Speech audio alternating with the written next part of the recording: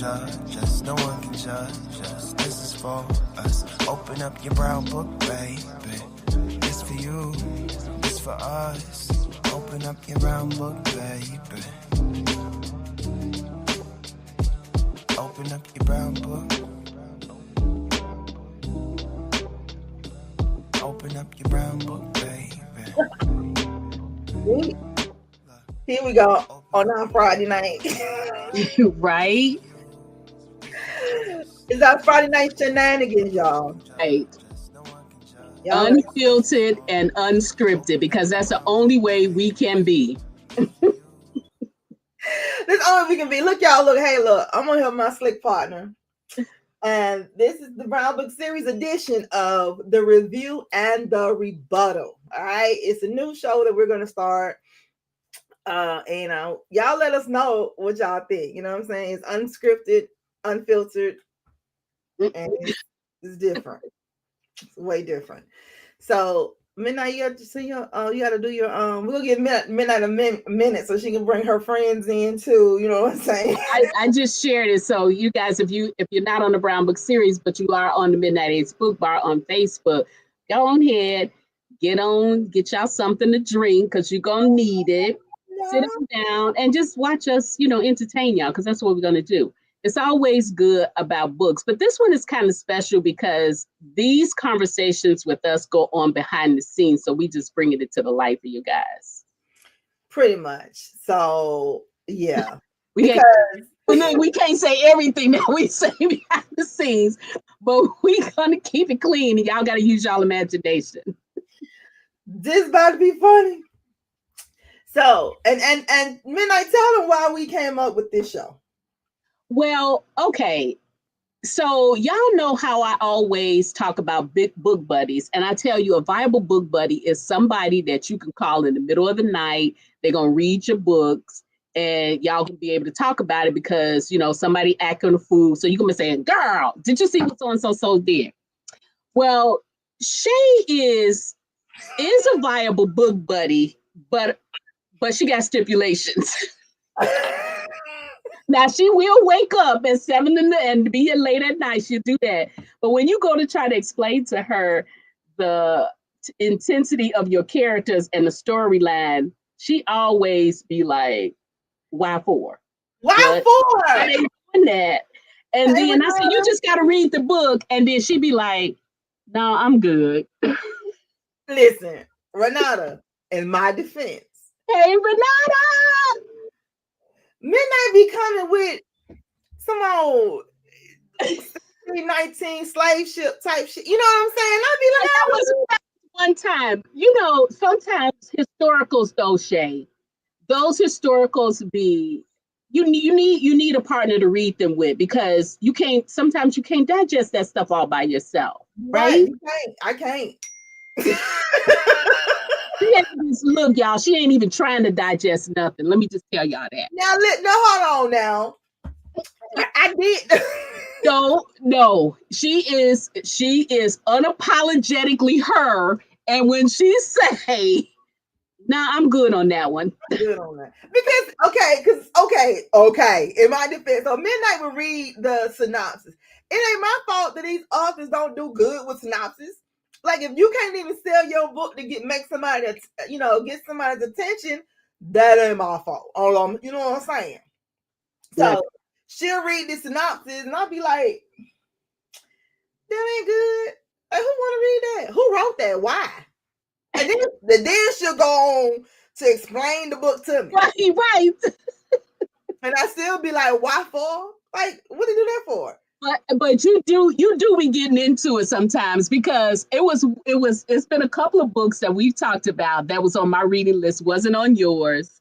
And then I was telling you about it, and then you got into it, and so much so to the point where we would talk a couple of days in a row, and you'd be like, okay, so what's happening with this? But and because of that, you know what? We could tell what's WT up in the building.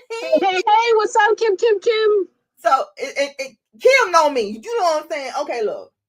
Renata said she feel me. So that story, we could, and then the authors that I've been like, praise the Lord on, I'm gonna say their name now. Who I don't remember the author name, but who wrote Glory Glory? Okay, well, first of all, okay, what is her name? Let me just see. It wasn't the name of the book was Glory, but we affectionately known it as Glory Glory. And the author was okay, y'all. It's gonna come to me. I'm not prepared, and I can't. I know it was Deborah something. I actually had her on the show to Somebody look back at midnight shows and let us know who is the Glory Glory lady. Yeah, I actually it's Deborah something. It's gonna come to me and I'll let y'all know in the comments. Now that particular book, I was all in. I ain't gonna hold you up. Like I was all in it. I was asking. I had questions, concerns. You did. I even followed up. Like, girl, right. like it was a movie. The next episode, I was like, okay, look. So now what happened? And the girl, she left. She still at the phone booth. Okay, what happened to the soldier? Like I was all into it. But and also too, that was one of those books that wasn't really oh Lord. I was about to send you a link. I was saying you two out here live. Yeah. But that book too, even me, I was a little the synopsis too didn't take me where the book took me. So that's why sometimes when I read you the synopsis, I don't even read you the synopsis. I just go on to tell you what's going on in the story. Yeah. Because sometimes the synopsis may miss the mark of the story, right? And some of them do. And Miss Deborah, I love you. That's your name. Yo, we go talk. I didn't get. I was like, I ain't reading it. But Midnight know me, and she know the type of stories I like, right? She know kind of don't like. I don't know why the hell she keep wanting me to read other shit. Anyway, so Miss Deborah, your book. After she started telling me about it, like I was hellified intrigued. Like I was like, yo, then she got 2 books, right? She had 2 books. Well, she actually did I think it might have even been a third. But but that was one book like a viable book buddy would do. We both walked through that story, all the way through that story. We did. I was really intrigued and I liked it. And what happened at the end? I don't remember. Well, it was some crazy stuff that happened at the end. And I remember now. Yeah. And so we won't tell you the end. We're gonna tell you the name of the book once I find it. It's just slipping my mind right now. Go look at Midnight's page, child. No, she ain't gonna be able to find it that way. I'm gonna find it. On your YouTube channel, she would, because it's all listed. Yeah. Those are. I'm gonna tell you what it is. Iris said, "What in the entire hell?" Iris, right? So let me tell you about it, Iris. So the name of this show is called The Review and the Rebuttal, because we explained it earlier. Midnight be coming with all these damn books and shit that she didn't read, right? And I'm supposed to be I'm her slick partner in all things, but sometimes, right? Until you're not. Until I'm not. So if you want me to read some old slave ship shit, and I just be like, I ain't gonna be able to make it. I will agree that was a little bit off the cusp, but that wasn't something that I was prepared to read by myself. So anyway, so here I got it. Okay, guys. It is Iris. Glory Bishop was the first book, and it was by Deborah King. So Deborah King. Now again, when you look at it, you won't think it, but you will be. It's gonna intrigue you. You're gonna want to stop. You're not gonna want to stop. It's by Deborah. Look, wait. Renata said, "I hope you guys are not home alone because I have nowhere ready." Renata, we're home alone. Iris, what's up, baby? Have you drunk that whole bottle?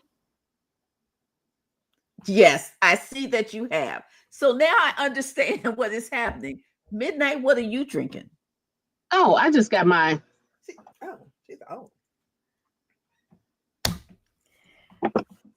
It's Friday, and let me tell you, listen, I have worked this week, and it has been a week. So I'm just sipping though. But anyway, wait, What's wrong? Kim said, "Oh my, look at Iris' face." Look, But hey, y'all, let me just tell y'all something. You know, I'll be working alongside of Iris, and I'll be working alongside of Shay. yes, And when I tell y'all these two,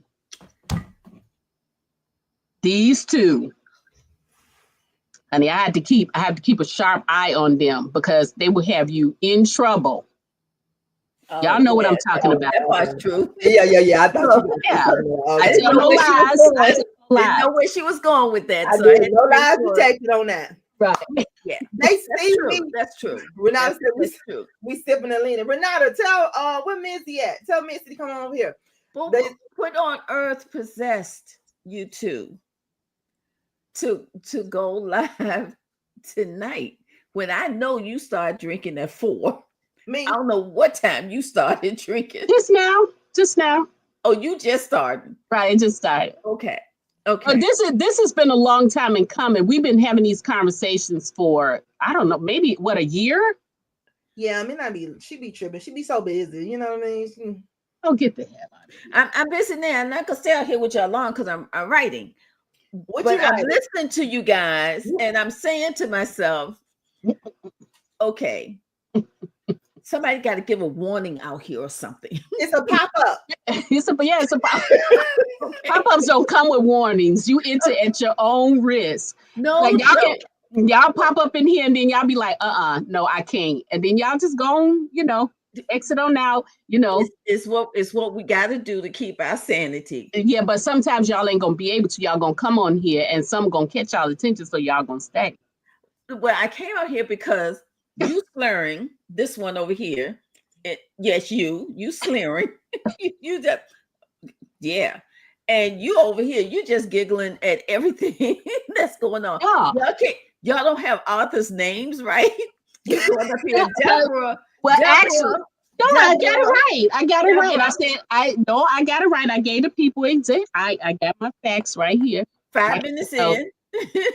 No, it don't matter. Don't matter. I got the story right though. You did. You did. That part's fair. And that's the whole thing, because Midnight be, and then she had to tell me the story, and I have a bunch of questions. So right now she has a lot of books she's read. Yeah. That she tried to convince me to read. And I'm gonna tell you why she's doing it, Iris. Don't let nobody else know, okay? Look. So I was on a call with my good friend Bobby Dumas, right? So me and Bobby just chopping it up, you know what I'm saying? And so Bobby says, "Hey Shay, I want you to read this book with me." What Bobby said that for, honey? Because Midnight was like, "That's some bullshit." I call bullshit because I be trying. And I was like, because Bobby was trying to make me read no old slave ship shit. You know what I'm saying? But we did mess up. Bobby got me reading Lady Adelaide by Maggie Robinson, which is a historical. If it ain't Beverly Jenkins, I'd be like, you know what I'm saying? And so I got it, and I called Midnight. I was like, Midnight, I want you to read this book with me. And she's like, just how she's sitting right there, like, really, bitch? Like, seriously? I've been trying to read you. And so I told her that in fair exchange, because I'm so intrigued about the Lady Adelaide book, that what you want me to do, boo? What you want me to do? But now, okay, so she did like we do. We can give somebody a title, and then we'd be like, skepticism, right? And then she went on to tell the story, and it was at one point I was still like, whatever, okay. But then you hit me with the old a ghost is helping you find, do something, and I said, all right, okay, I'm on the train. Give me my ticket. Right. So let me tell you a little bit about the book, Iris. Well, but it's in the synopsis. You can read this part. You know what I'm saying? So check this out, right? So Lady Adelaide is by Maggie Robinson. Hey, Maggie girl. So it's back in like the 1920s, right? Over in the France world and all the good stuff with aristocrats and all that. So she's married to Rupert Charles, honey. And Rupert was in a car accident with his girlfriend, honey. So they both went to see Jesus. And honey, Lady Adelaide is like, you know what? this shit here no blew me. So she's like, after she's gonna pick her stuff back up, she gonna have a dinner party.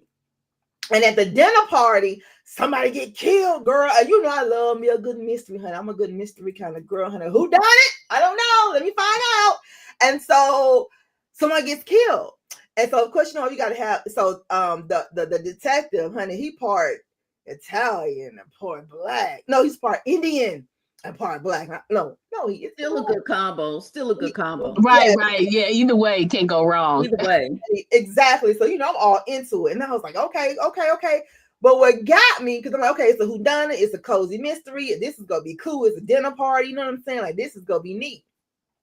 Honey, the husband, Charles, now came back as a ghost, honey, and he is helping her solve the case as a ghost. But so they're solving the case together, and they're like, he's apologizing because he, how he did her, and said, "Won't he with somebody else when he went to Jesus?" Girl, that's what I'm saying. So it's like their love story. So it takes you through their love story, where it went wrong. Where we died with that bitch in the car, where it went wrong. But anyway, and all that stuff. And then it's like, and then they solving the murder. And then you gonna see if she gonna fall in love with the detective. And it's just, yes. So I was like, I'm with it. So that's how I split into midnight. See, you're intrigued, right?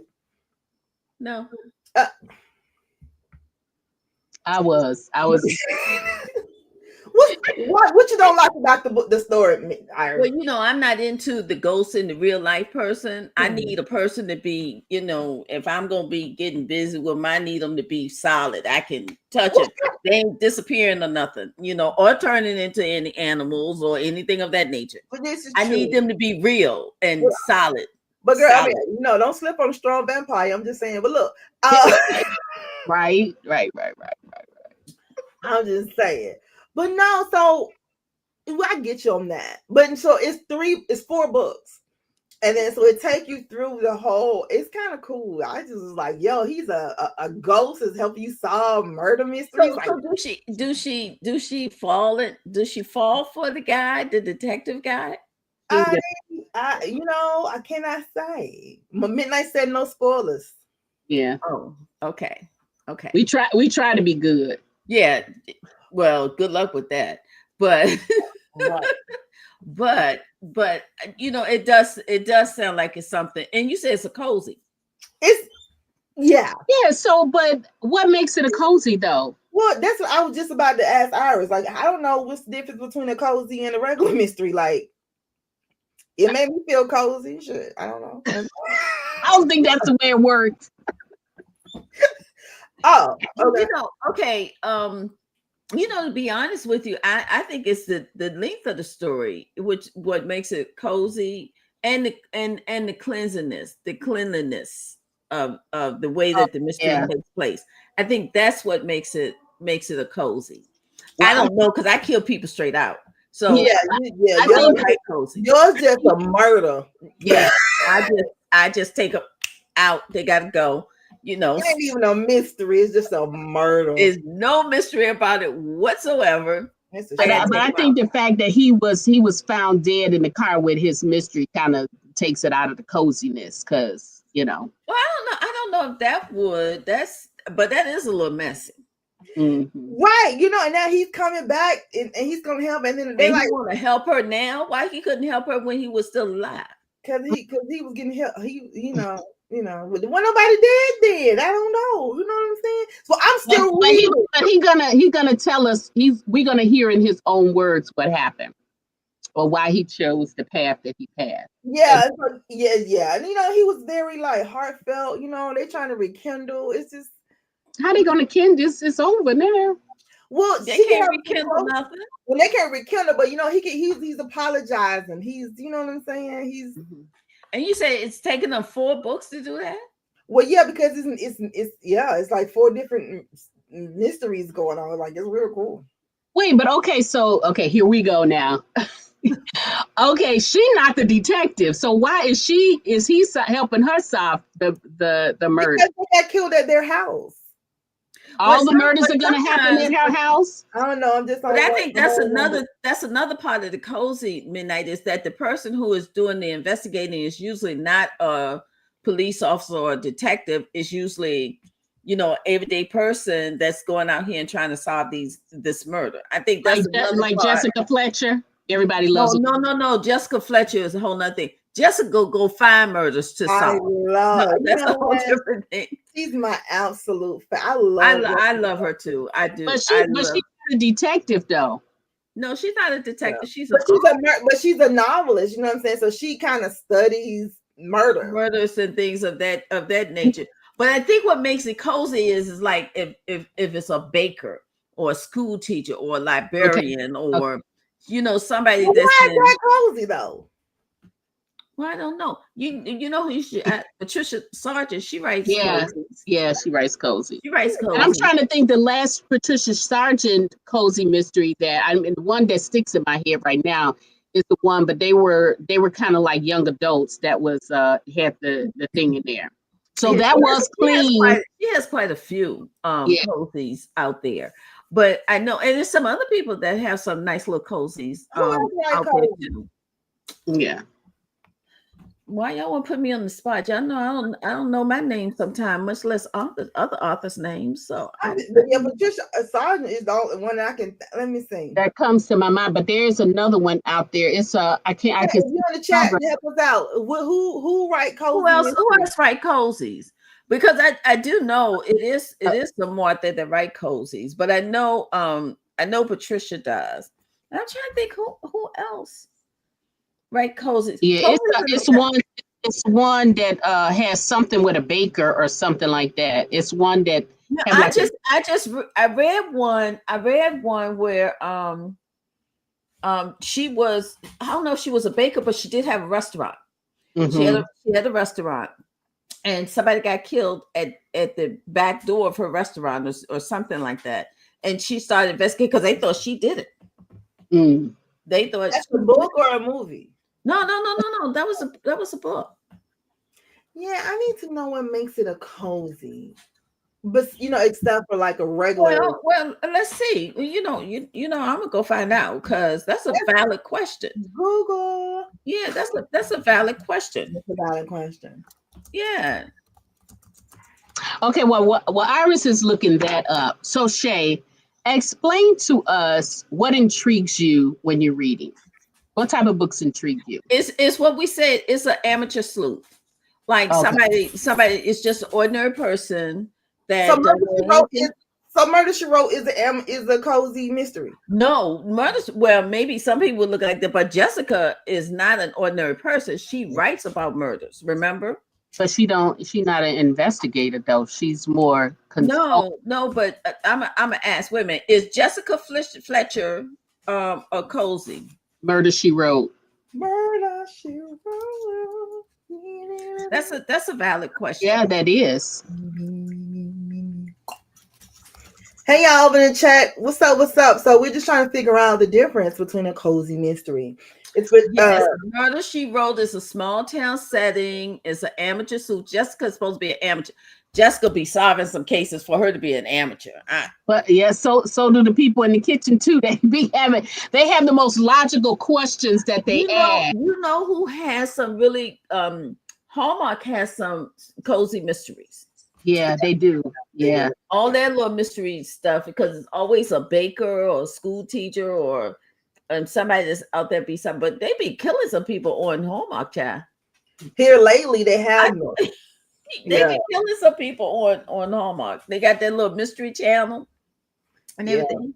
They be killing some people out there. Yeah, speaking of which, I got to go back and kill some people because I'm in writing. But I had to check on y'all too because I'm good. Shay gonna be good too. Midnight, you leaning. No, I'm leaning. Yeah, I'm leaning on my chair. But I had 2 sips of wine. Come on now. I'm leaning on my chair because I don't want to lean like this. But yeah. Okay. Mama probably said yes because someone is always getting married just before they are killed. That's true too. Or they're killed at the wedding. Or they found at the wedding. Yeah, or they fall into the wedding cake. That was a movie. I seen that one. That was a movie? Yeah, Wait. it was a Was what it is on Hallmark? No, it was a Hallmark. What's the girl? The Cater Mysteries or something, I think.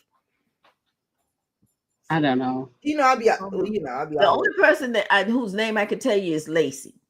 Lacey Shepard, yeah. Yeah, that's it. I can tell you her name, but the other ones I'm not so much. What's the other one? What's the name? Candace Barry or Burrell? Oh, she's not on there no more, though, right? Yeah, she had Aurora Tea Garden, but she's not on there anymore. Yeah. So, but I don't know, but they kill people real nice, nice and clean, nice and clean. Yeah. Sometimes I just gotta whatever's close by, you gotta take them out. Gotta take them out. Well, but y'all two.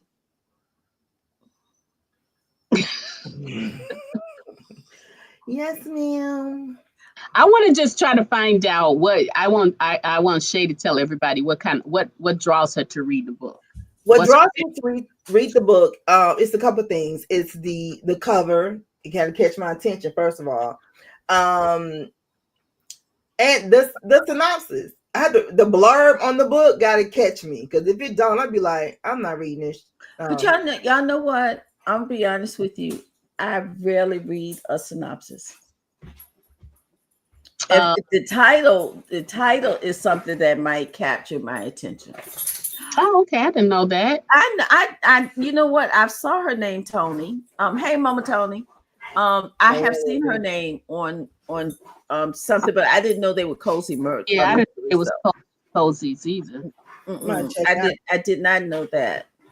But yeah, I mean, a blurb. Sometimes that's why me and Midnight. That's why we're talking about another review in the rebuttal. Her thing is because she'll read me the blurb or the synopsis, and I'm like, I'm not reading that, whatever. But then when she started telling me about the book, I'd be like, why the hell they didn't put that in the blurb or the synopsis? So sometimes it just depends on, it just whatever catches my attention. If I like her name, Tyrora Moody. If I'm somewhere now, I'm gonna remember her name or something. Then I'm like, oh, if I see her name, I'm gonna go and just check the book out. You know what I'm saying? Right. But the cover got to catch my attention. Yeah. I have a question. Mm-hmm. Question. Do anyone know of a list of Black cozy mystery writers? Or any cozy mystery writers? We read across the board. Yeah, I don't have a list of them. I catch them because they're not like something that is on my like to be read list. I catch them. I rarely have them on my to be read list. My to be read list is, somebody dying. I don't read blurbs or early chapters. Well, wait, what did she mean by early chapters? Is she talking about sometimes people would give you, like on my website, I have the first chapter of every book. Okay. And you have some authors that would give you 2 or 3 chapters. Right. So Mama Tony, by her saying that's what I was saying to you, Shay, is that sometimes they might miss the mark with the blurb, and even some early chapters, because sometimes they don't catch you, but they got to catch you. But like sometimes if I start a book, I'm going to finish it, but then I'm totally surprised by the time I get to the end. And you surprised me. Because Glory surprised the hell out of me. Miss Deborah King, I like that book. You got down on that one. It was good. Yeah. It was one book that it surprised me, but it took me almost an entire year to read it. And it's a shame because by the time I got to the end of the book, it was a really good book. And that was Genevieve by Eric Jerome Dickey. Oh. I haven't read it. I've read that one. It was Genevieve. It was a book titled Genevieve, and it started off so slow. I think it took me 6 months just to get through the first couple of chapters before. I would have put it down. And then I forced myself, because I promised the girl who gave me the book, I promised her I would read it. And she would have cussed me out. But when I got to the end of that book, that was like, whew, it took me. Yeah. that was good. But but to me, cozies are like that for me sometimes. I like cozy romantic mysteries. Where somebody's getting together. Yeah, I love you gotta have some romance somewhere. You know what I'm saying? She said that's a damn good one. Yes, it did start slow. It did. It was a good one, Tony. Yeah. They have I need romance. Romance is what is that? Is romance is my soul. I would no, that's my heart, whatever my soul. What would you say, Midnight? My soul and my heart belong to romance. Your heart and your soul. So belong yeah. And I can do other stuff, but it gotta have some elements of romance. It gotta have something. Like somebody gotta kiss somebody. Like, come on, man. You just can't. But here's the thing though. Early on, I was a diehard Hallmark fan. I don't have the channel anymore, so I haven't watched it in a long time. But I still love me some Hallmark though, even with the changes.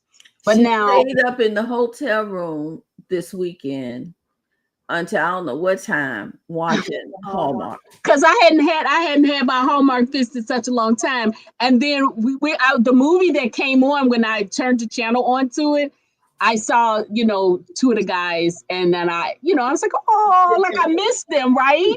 And so then I started coming, and then you told me about, oh yeah, it's 3 of them. So I was like, it was 3 stories in one. Yeah, so I got a chance to watch. Tony, I think Tony's right. I think most books, even your mysteries and your thrillers, they have some element of romance, in them somewhere. And I have to have that. I just have to. Somebody got to kiss somebody, or somebody got to be like, look at that ass on her. Something got to happen. Okay, I'm gonna throw a wrench in this thing here.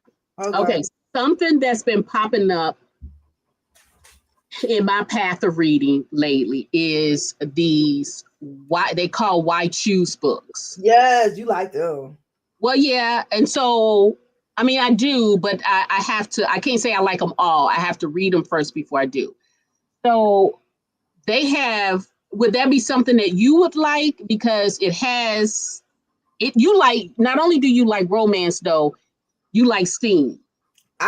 She called me a freak. I am. I love because I like a good steam too. Yes, erotica is my thing, honey. Like now, you know what? I can do steam, but I cannot go. There's a limit. I cannot go into the erotica. Why not? If it has a story though, if it has a story with it, I can do erotica.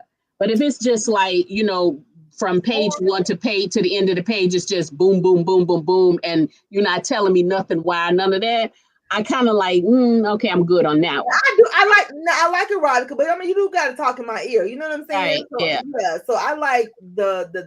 Is that a genre? Is that what is that? When it's like romantic. So erotica on its own is a genre. I know, but we want a very good one that really sells too. But you need the story. So erotica is a genre by itself. I know. I read this one book. What's her name? Oh my God, it's so good. It's erotica. I mean, they like doing it from the beginning to the end. I was here for it, but it was a story. Remember, romance is about having a happy ending. And however you get it. there is multiple ways to have a happy ending. That's true. So you have some erotica that it has that happy ending. What is the line between erotica and steamy, or is it the same thing? No, I do think it's a line, and I think that's the thing too, because when you have the steam, say, you heat it up to a 5, but you got that could be considered a romance. And then you got this over here because it has a story to it. And then it is erotica if it's just like, you just going in there doing that, which is why I want to know is these what they're calling why choose? Where do they fall? Do they fall on what is the definition of the why choose? Okay, so why choose is typically when a woman has 2 or more partners. She's Well, I don't think she should have to choose. And so they call it why choose. Yeah, yes. I can't bring these up on here. I don't know if I can bring these pictures up on you, but I want to show you. Oh, you got pictures, try. Here's the reason why I say that. Because men has lived their lives by their creed. Why choose? You know, so when I need a break, I do. I read erotica. That's my palate cleanser. I don't know why, but it is. And Yeah. then I know my favorite book. See, this is strange because mine is a thriller. See, you know what? And it's a thriller. Men I be tripping on me about my palate cleanser. My palate cleanser, I don't know why, but it is Unfortunately Francine by Joan Vassar. But I'm not mad at you on that one, though. I am not mad at you on that story. And I'm gonna tell you something else too. There was that story brought up controversy for some people. Yeah. Because of Troy. Oh, Ernest. Troy. Because of what he did and how he got her and didn't give her back or whatever. But she wanted to be saved. Well, she didn't even know she was in danger. Well, yeah, she left danger to go to she didn't know. And I can see why the controversy happened with that, because especially now in this element of, that we're living in. But Unfortunately Francine by Joan. Hey John, girl, I love in the audio. Yeah. Oh yeah, the audio was good too. Yeah, all the way around, that was a really good book. But then also too by her was that book, baby. Yeah. I'm sorry, what happened? Yeah, but now but Shay, though, for most people, a cleansing palette is something lighthearted. You didn't been in this war and you tired. Now you didn't come out, but then you reading something. I'm tired and I need a happy ending. So but you had a happy ending, but honey, unfortunately Francine took you through some stuff. So that's a heavy, honey, that's like a deep clean. It didn't take me through nothing, baby. I was here for all of it. I was like, Troy, honey. I was here for all of it. You hear me? Yeah, now that one's a good one. I take the other one, the African book, not Africa. Yeah, Love in Africa. Love in Africa. Now, that was another good book too. That was another good book too. But honey, Unfortunately Francine is my absolute. I said, let me find out. It might be my favorite book. Oh. Yeah, no, I think it might be, because we have talked many times when we get on the subject of books, and we end up going to that one. I love, and I read a lot of books, and I love a lot of books, but something about this book with the audio, and it's not even about. Okay, Jacoby Dim, I love. He's wonderful. He's a great narrator. But everybody know Ron Butler is my absolute favorite narrator. Period. Hands down. It is what it is. Sorry, not sorry. Whatever. But baby, when I tell you that Jacoby Dim did this, that did that damn book. Yeah. And it's the book. I always used to be like, the narrator, he could read anything and make the book sound good. And so I heard Jacoby read a book that wasn't good, and I was like, that's not true. That's not true. Exactly. I was like, no, true. The book has the wrong narrator. Yeah. Will mess you up a book. Yeah. And Joan Vassar, I don't know. Just her writing, I don't know. I absolutely love Unfortunately Francine. I'm sorry. I know it was controversial. I don't see what the problem was. but you know what is a real treat? Would be a real treat if you could talk about Unfortunately Francine with a male to see what his perspective was. I had the opportunity when I went to NBCC a few years back, and I met with her, and her cousin was with her, and he was a male, and we got to talking about the book, and he had a lot of good points of the book from a male perspective. What was his points, girl? Well, it's points about Troy, because Troy is the controversy, right? Why don't you wait? Hold up. Story. Show concept. Okay. What you should do is get a group of females and a group of males to read the book and then do a show and discuss it from the different perspectives. Yeah. Even if you don't do a whole group, you can do one or two. You Yeah. know, but make sure you have a male, make sure you have female, I and got the right. to discuss it. I got the right male too. There you go. Haas would be great. Rona's husband. Yeah, he would be. He would be great. Yeah. Because he would give you, Haas would give you honest, and he would give you plenty of feedback. Yeah. He'll give you plenty of feedback. So that's what y'all should do is show concept. Thank you, Sugar. Get them on there together. You're welcome. I love it. So am I the only one? And it should be a Friday night pop-up like this. Yeah, Friday night is going down, honey. The review and the rebuttal. Cause listen, midnight be having me reading this shit. And I'll be like, girl, no. You look, let me about to say something on air. You got a nerve and then some, because the stuff just last night alone, she had me reading all of this stuff. And look, my email was just like ping, ping, ping. You know what? I sure did, right? You know what I'm on it. My alarm is going ping, ping, ping, because I'm supposed to be getting back into writing, so I can't hang out here with y'all. Girl, who's your agent? Got you up all late, you know what I'm saying? Like she ain't said, hey, her name is what? Her name is what? Her name is Shay. Hey, Roxy girl. Hey, Roxy girl. Hey, Roxy. I ain't trying to get up here too much. Y'all see how she looking? She like, what is going on, Mama? Yeah, what, Mama? What's the problem? Why you haven't? Why is there so much noise going on? This is the quiet hour. No, she's like, why are you trying to get off with my auntie? What's going on over there? No, both of y'all wrong. Roxy want to know why I still got this plate of food sitting up here on my table at my desk. Oh, look at those French fries. And she hasn't gotten one of them yet. That's what Roxy wants to know. Now she done moved. So I can't be fooling with y'all. Gone. No, she's on that plate. Yeah, that's exactly what she's following. Look, Kim said good night. All right, bye, Kim. Listen, you need to get to work, ma'am. Go back to work. Can't be at work if you got me out here. But I'm going back to work. But I am keeping my ears, because I'm getting off here with y'all. But I'm keeping my ears open to you too.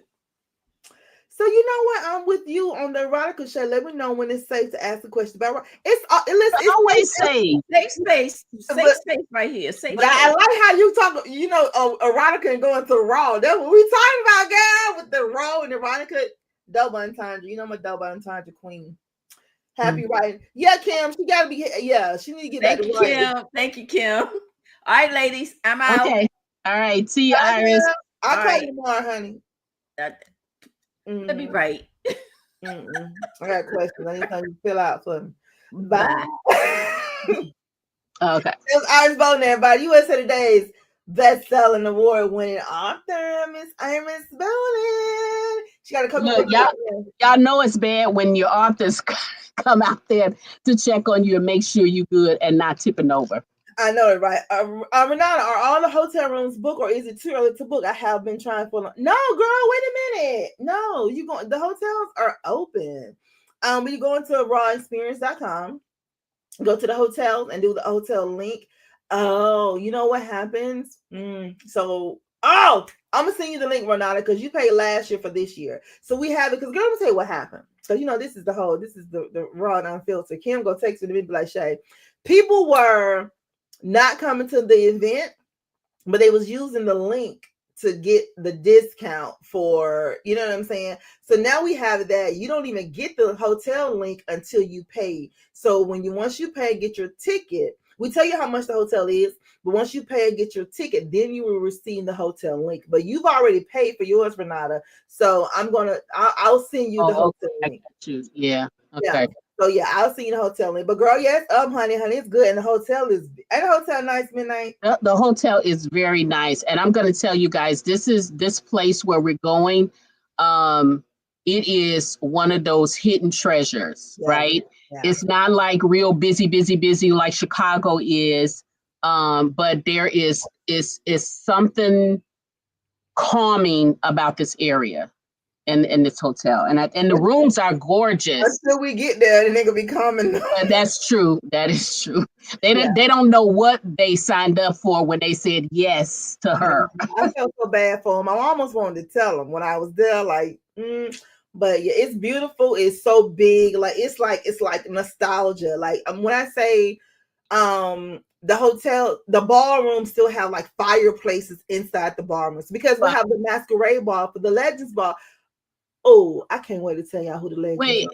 let me just say this too for the room. If you guys for the rooms, think about like back in the day, like let's say Al Capone days, and when they had those hotels in there. Remember how those hotels was? That's kind of like this is. You know, it's old money. Yeah, like an old soul with just like a facelift. And it's so good that she said, "Oh wait, okay, not Renata's okay." I thought we got to stay at Midnight House. Now we all could go to Midnight House after the fact, Renata. Oh yeah, that's true. Yes, true. If y'all want to continue partying, yeah, come on, bring it on to the Chicago side. Yes, and it's in Peoria, Illinois. They do have airports, all that good stuff. So going straight into Peoria or straight into Bloomfield or Bloomdale. I can't remember. I think it's Bloomfield. Bloomfield, but Bloomfield is like 20 minutes away, and the flights was like round trip was like $250, like it was crazy. That was like coming from Atlanta, Virginia, different places. So, you listen, you ain't gonna want to miss it because baby, let me tell y'all something. The Legends that I have. Y'all gonna be like, what the whole hell, Shay? I'll be like, I told y'all. I don't know why y'all keep playing with me. Yeah, I think this one right here, you know, it's always an experience. But this one here just might top it off. This one might. So of course we're gonna be announcing the Legends soon. We're gonna be announcing the entertainment. Y'all go. It's gonna be hot, and it's a masquerade ball. So for Saturday night is the Legends Ball, the 3rd annual Legends Ball, and it's a masquerade ball. We have so many different stuff that we're implementing at Raw. I don't know what to tell you. All I can tell you, go to the website rawexperience.com and look at the schedule and gag because I did. Yes, Missy can't come, Renata. Missy said she can't come. That's her cousin's connection weekend, honey. Oh man, I know. But next time she promised the year after that, and the year after that, 2027. If you go to the website, we already got the dates up, and we ain't playing no games, honey. But next year, yeah, it's crazy. And I can't even tell y'all. October is gonna be a month of just all the spilling the tea. Okay, and then so we're gonna stop it right there because, like I said, remember how I said I have to watch these two, or otherwise I'll be getting in trouble. So we're gonna kick it back. Okay, let's kick it back to the white shoes. Now, would that be something you would read? Some polyamorous stuff? Well, I didn't say polyamorous. I said white shoes. But I guess it is. Yeah, because it's like, yeah, hell yeah, I can have two. Do they sleep with each other at the same time? Like how? It's okay. So let me tell you about the one that I read that was 3 authors, and I think I don't know if I told you about this. Sherelle Green, Stephanie Nicole Norris, and Shay Saunders. Oh, I don't know who Shay Saunders is. Yeah, so she was new to me too. Okay, but I did like her book. I love the story. It was a cohesive story. And these are 3 men. They wrote about 3 men, and it was 1 woman.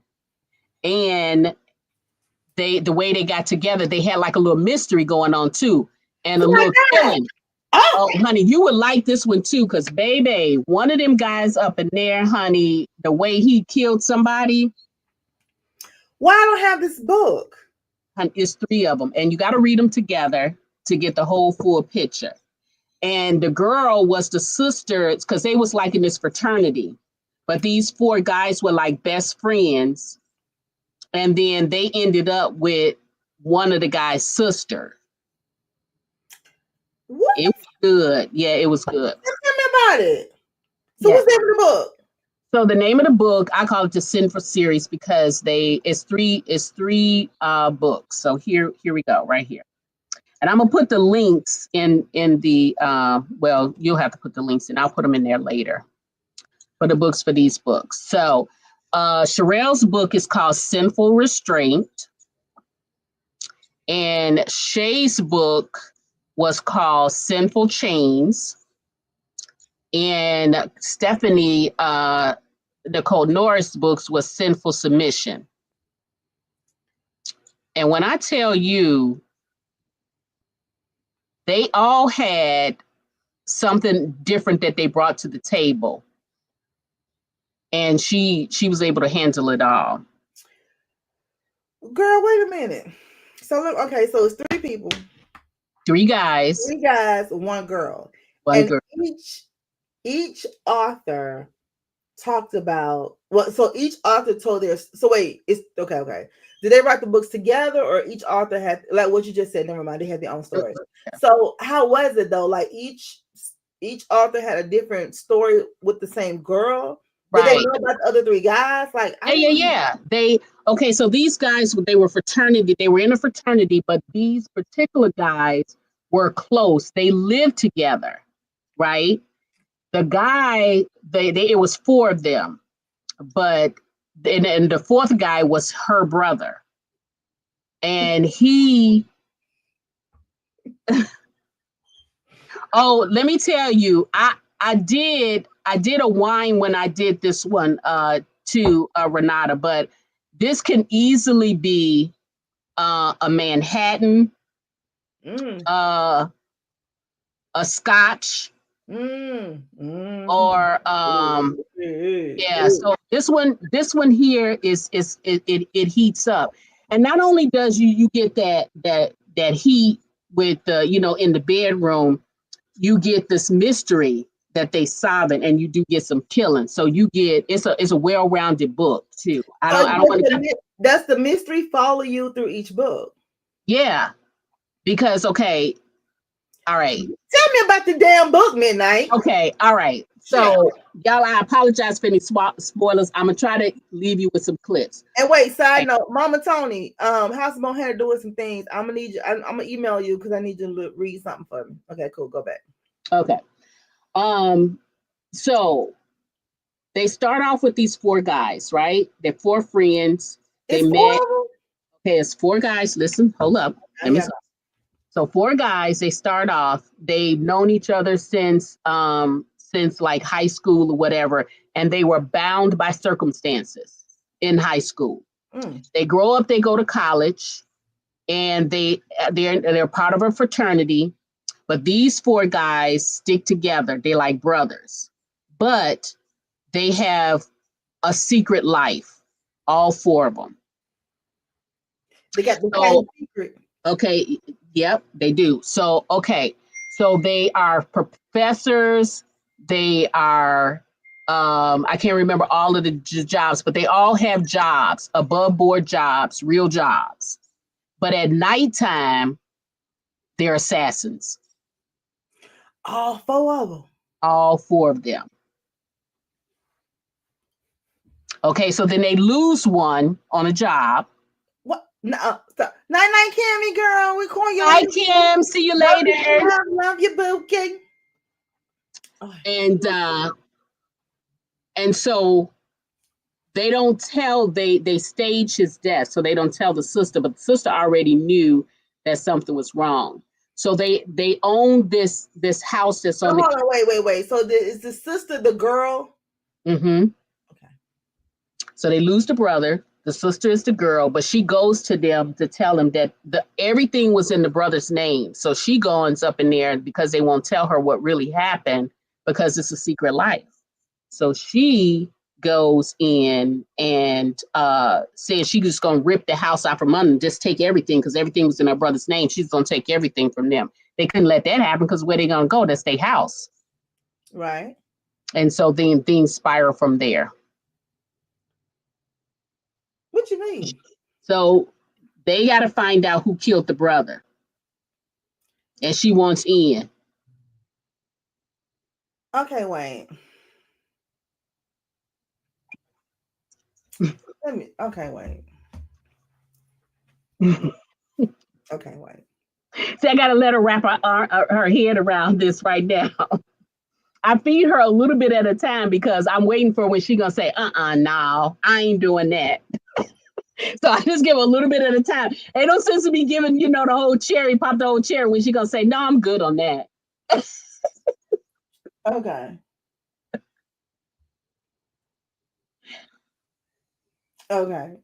Look, Sherelle said, of course y'all alone. I'm at dinner with my in-laws. Who said that? Sherelle. So wait. Okay. Okay. So it's okay. Wait. What's on from there? She's okay. Yeah. Okay. Right. Yeah. Okay. Mama told you I don't want to tell too much, but I mean, the book well, is we already know that. Okay. We already know that it's 3 people. Okay. Cool. Okay. Cool. Okay. So the mystery. Okay. Let me start over. Okay. 4 guys. Right. They been together forever. They're best friends. Yep. Right. And they realize they are assassins. No, and they have professional jobs by day, right? And by night they are assassins. Okay, so then her brother is the one who got killed. Yep, on the job. They all on the job, and then he end up dead. And she like, what the hell happened to my brother? Exactly. And instead of them telling her what happened to the brother, well, they don't know what happened to the brother. They know what happened to the brother. He was there with them when he died. They just don't know who killed them. So they thinking the job went wrong, right? They thinking the job went wrong. Do she know they're assassins? She doesn't know exactly, but she knows something because her and her brother was really, really close, and he didn't exactly tell her, but she knew that he was doing something, dark. And so, and I'm gonna tell you what this is why she sunk her teeth into it and couldn't let it go. They had to stage his death because they couldn't leave him. They couldn't leave him where he died because that was where they was doing the job. There'd have been too many questions. And then so they stay. So since they staged his death, so they did that, but that's not like something happened with my homeboy and we just left him. They're trying to figure out what happened to him too. Right. So they know why they didn't tell her. So why all of them just start sleeping with her? Did they sleep with her because they all loved her, or they sleep with her to kind of cover up some stuff? No, well, initially when they staged it, she came, like I said, she was pissed off because she said, I know doggone well he didn't die in a car like a carjacking. That's the way they had it set up, like a carjacking. Yeah. So she knew better than that. Like, you couldn't tell me nobody carjacked my brothers. I'm like, girl, whatever. Whatever. Yeah. Right. And so since they wouldn't tell her, she got mad and she said, well, everything is in my brother's name. So what'd she say? They only know she have she only knows that they have the job, but she does know because Mama Tony, I'm sure you read it, but the brother was giving her, kind of feeding her, a little bit of stuff where you can kind of read between the lines. So that's why she knew for sure that her brother was into something, because her brother had said he wanted out, but I don't think he told her exactly what it was. So wait, he wanted out of the whole ninja thing? Yeah, he kind of wanted out because, he wanted, I think he, wanted to have a normal life. So did they kill him?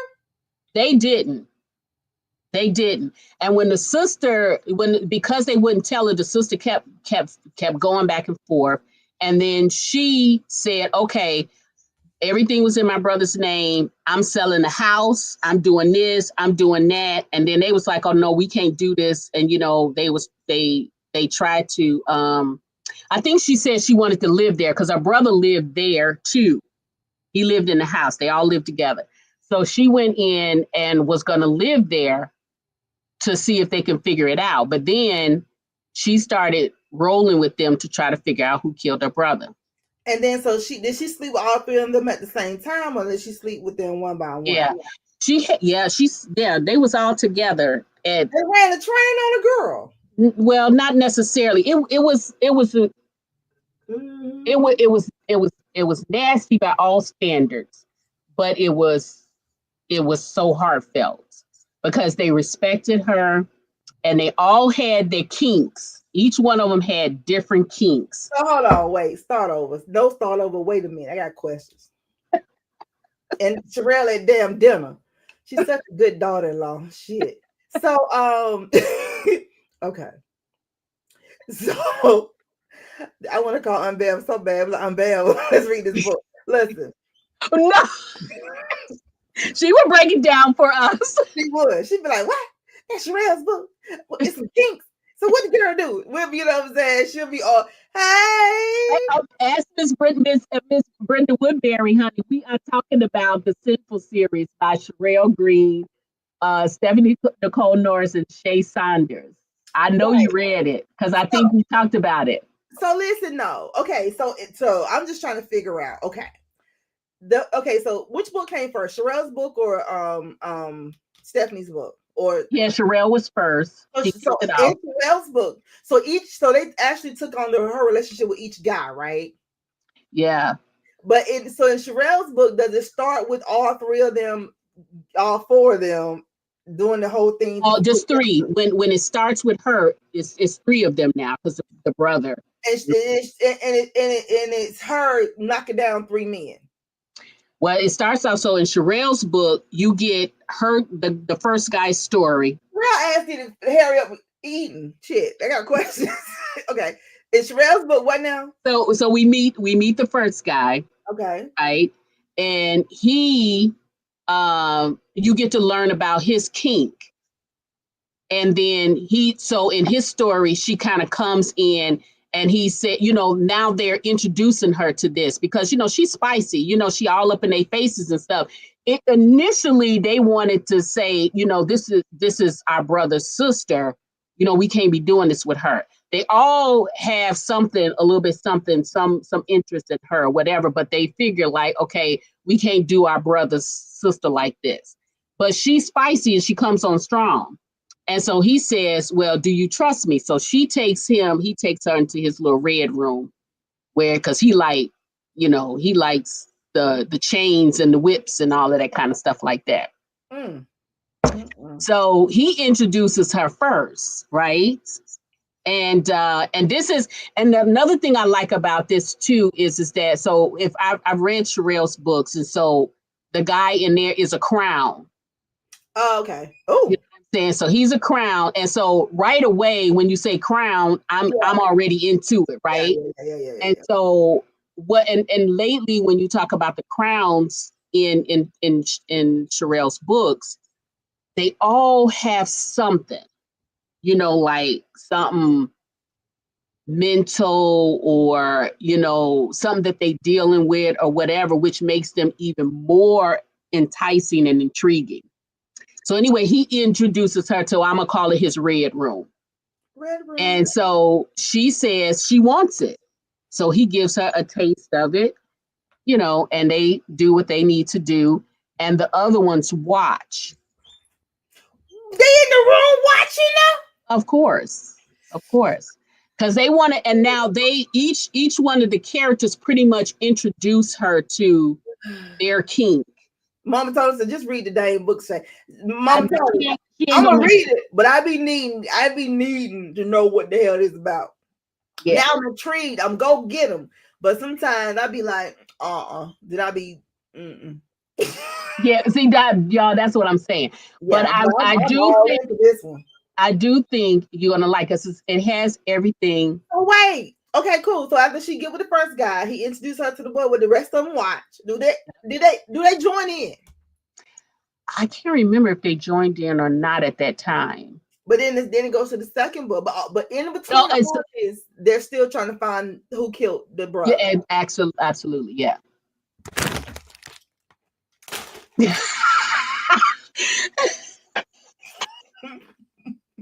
And then each one of them, and so she has almost, and what's so cool about it is that she is almost like she has separate relationships with each one of them, but at nighttime they all come together.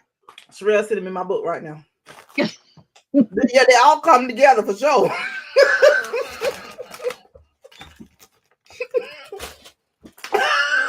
I'm here for it. Yeah. So, okay. So I'm gonna bypass that because I don't want to say too much, but read the book. And if you guys have not read the book, I suggest it's called the Mm. It is called the Primal Fetish Paradox, and it's 3 authors. It is Sherelle Green, Stephanie Nicole Norris, and Shay Saunders. You must read this in order. Mm. This is not one where you a standalone. I would not suggest you. You will not get the full experience if you do not read all 3 books. And you will thank me later. You're welcome. Thank you, girl. Now, I have another one that came across my feed too. Hold on. Is there a link that we can just Yeah, I have the link, but I can't put it in there. You be tripping. No, yeah, I know I got my it together, but I don't think I can let me see. Can I do here? Put it in the chat. I don't think I can. Okay. Can you add to the chat? I'm gonna give it. Let me see if I can privately chat you, and then yeah, I'm gonna privately chat you and let you put it out there. Okay. Yeah. So I had another one that came through to me, and like I remember reading this a while ago, something like this a while ago, but I didn't know. What? No. Girl, you better quit playing. Look, you gonna learn today. I can't wait. Why choose? Who did she? Oh, did she choose somebody though? That's the whole point of the why choose. Why did she have to choose somebody? She got them all. Ooh. Ooh. So that was my initial question about the why choose series. Like, is it is a separate genre, or is it erotica, or because it's always with multiple partners. And I'm gonna tell you, so you like Joan Vassar. I love Joan Vassar. Okay, so Joan Vassar, and I think I'm saying her name right. Joan Vassar recently did a male on male romance. Okay, totally surprised me, but it was Joan Vassar, and it's just it's dark romance. What's a dark romance? Male on what? Brenda Woodbury. Well, Mama Tony said Renata got a good drink and read on. Yeah. She said get a good drink and read on. So you're saying that why choose are considered dark romance? Is that what Miss Brenda is saying? Mm-hmm. Mama Tony, what was your drink choice or your drink pair when you read that series? Because honey, Mama Tony don't play. I love it. I love it. So why we doing the dark romance? So Joan Vassar did it male on male. Yeah. Romance. Did you read it? Yeah, I mean, because it's Joan Vassar. Right, you know what I'm saying? So it's like some authors are just that one click. And I'm very, very supportive of authors who step outside the box. You know what I'm saying? Like I like when they spin the block with something different. But however, Royal chocolate. Crown Royal chocolate. Okay. Now, Mama Tony, I know that you. Let me see.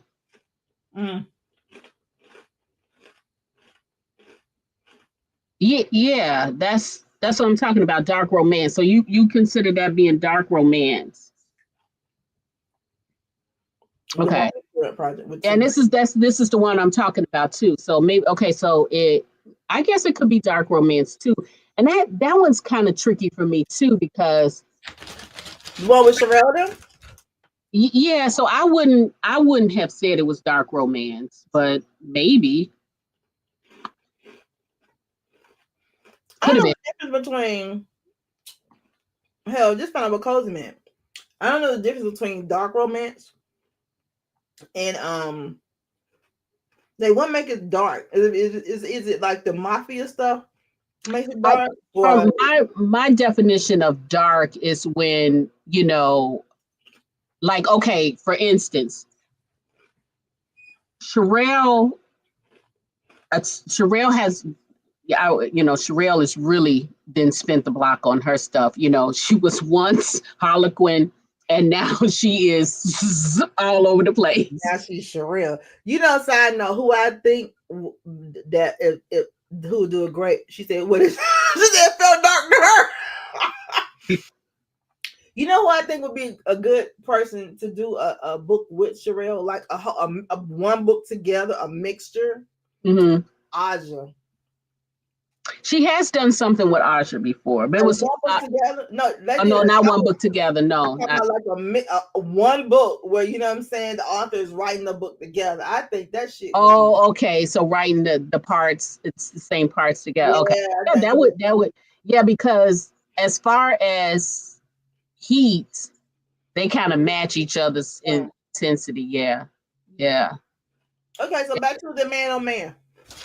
So the man on man, that was the one thing, and she wrote about homosexuality and the tabooness of it in the 50s and the struggles of it all. But then going to the second book, there ended up being like it ended up being a threesome. So it wasn't like a why choose kind of thing per se, but it ended up being a threesome. 3 parties, two males, and a female, and the 2 males were, the male on male. Couldn't fathom it when I read it, but reading that scene, it ended. I mean, she spent it, to the point where it was, you liked it. You know what I mean? So, I don't know. There's a lot of experiences that people wouldn't normally have if they didn't read. Right. I'm noticing, you know what I'm saying? And we could sit around and talk about like, ugh, I would never do that or whatever. Like, but when you read it, not that I say I would do that, but when you read it, people, but you're not like, ugh, I never do that. You know what I'm saying? Yeah. It's the people who are like, nah, they'll be the ones you be like, baby, head, I'm talking about head down, ass up. You be like, okay. So okay. Mama Tony said, subtitle. The subtitle. Yeah, and I know I know it says that, but sometimes I even question that, Mama Tony. Sometimes when so like when you put a book on Amazon, I guess once you upload the book, you have these certain categories that book could be in. And there is mostly, when you read a book, there's not no one category that book could go into. It's multiples. But so I don't. Man, I'm putting it on the screen, baby. Oh, okay. What did I think of Titan? Titan was Stephanie's person, ain't it? That's Stephanie's person. Yeah, so Stephanie, yes. Stephanie's person was that was one of her characters too. Yeah. And he was very, I liked him. I loved his character. Okay, so I got to tell y'all this. Tell us this, girl. Tell me, girl, because I'm about to read it. So Titan, like I said, they each had their own little thing. So Titan had this relationship with fire. And there's a scene, and I'm not going to tell you this because this one you got to experience yourself. There's a scene where when he had his one-on-one with her, you know what I mean? Because they all had their one-on-ones, but then they had their times when they were all 4 was together. Right. But when he had his scene there, Miss Brenda, honey, listen. It was amazing. So was he your favorite person? I don't know. I didn't have a favorite. I love them all collectively. So at all the guys, there's not one that you was like, you don't have to tell which one it was, but was it one you was like, you know what? I think that's what you need to be. No. I liked them all together. I love those characters, and I'm always intrigued to how So you think you had chemistry with one more than the other? I mean, I've been in a threesome before, right? Check this out. And so I Yeah. had more chemistry with one. You know, they love them both, but I had, you know, what I'm saying it was a little more chemistry with one of them than the other. I I don't think when I read it I thought that, because you know the whole thing about why choose is that to complete somebody, obviously it took all three of them to complete her. Right. You know, and even like out of the bedroom, she had one that she could. It almost, to me, it almost seemed like she had more chemistry with Cruz. That's what I'm talking about. Outside Yeah, of the sexual, yeah, you know what I'm saying? Like, who you have more chemistry with?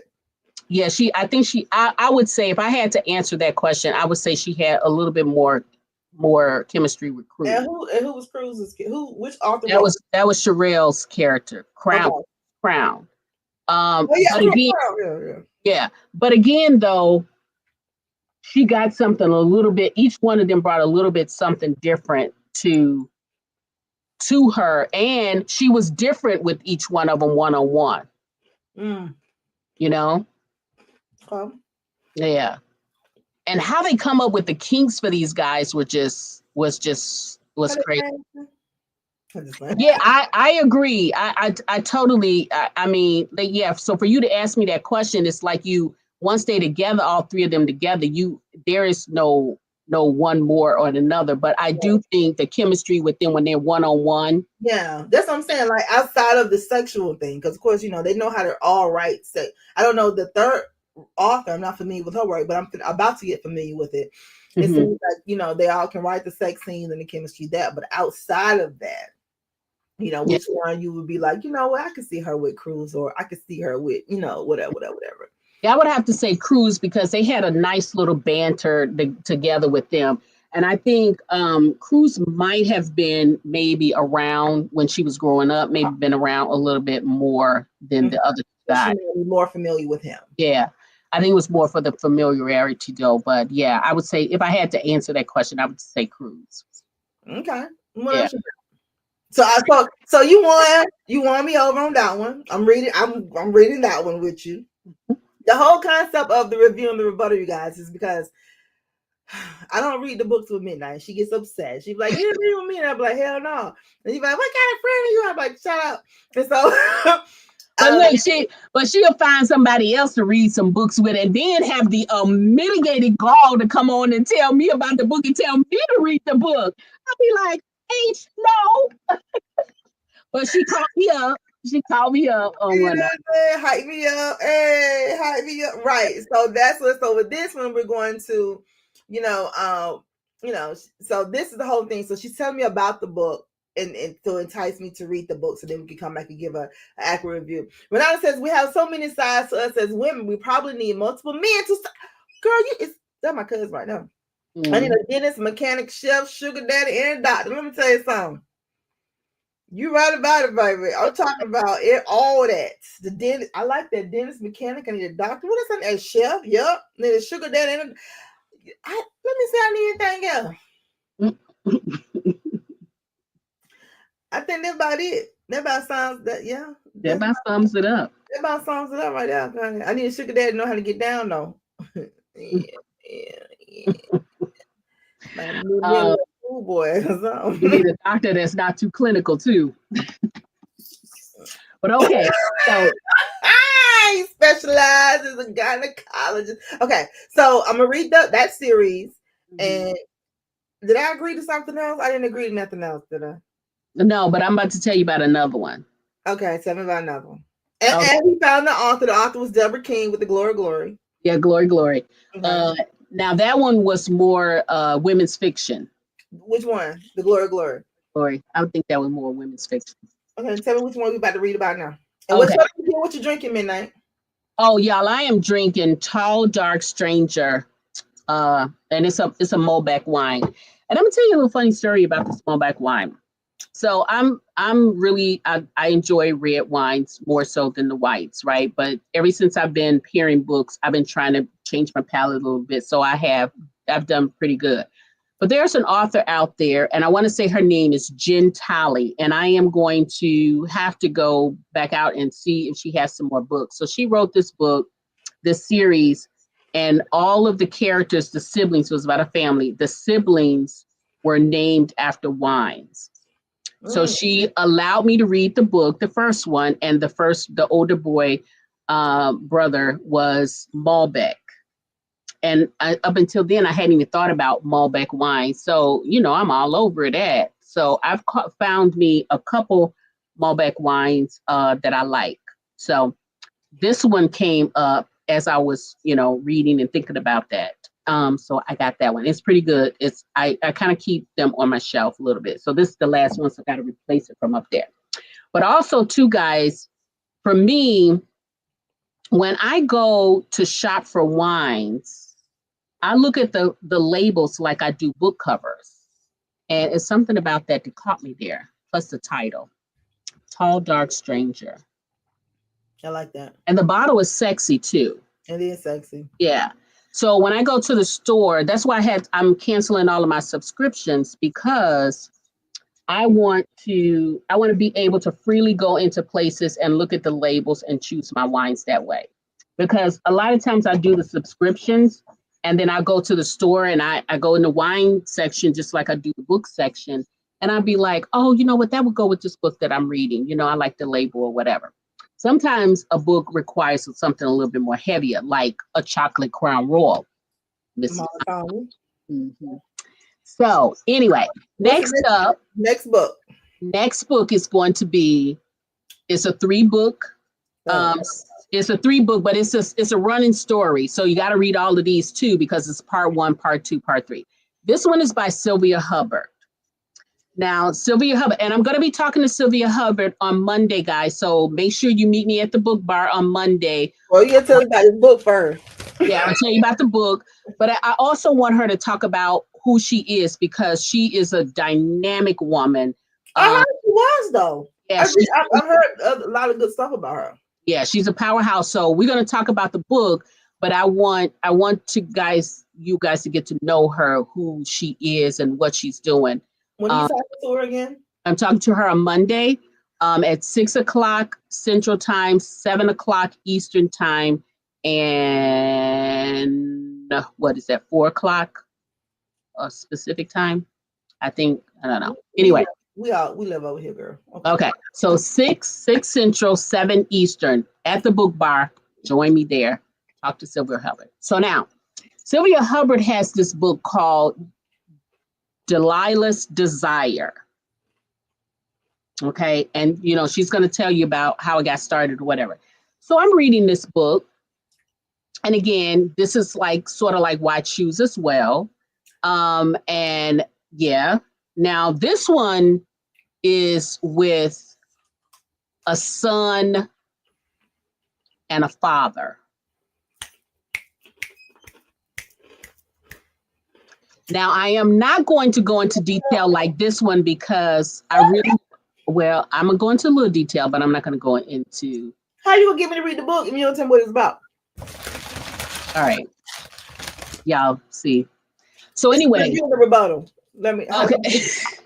Okay. So Delilah, and I'm going to tell you, the story is not just about the chemistry between the son and Delilah and the father and Delilah. It's got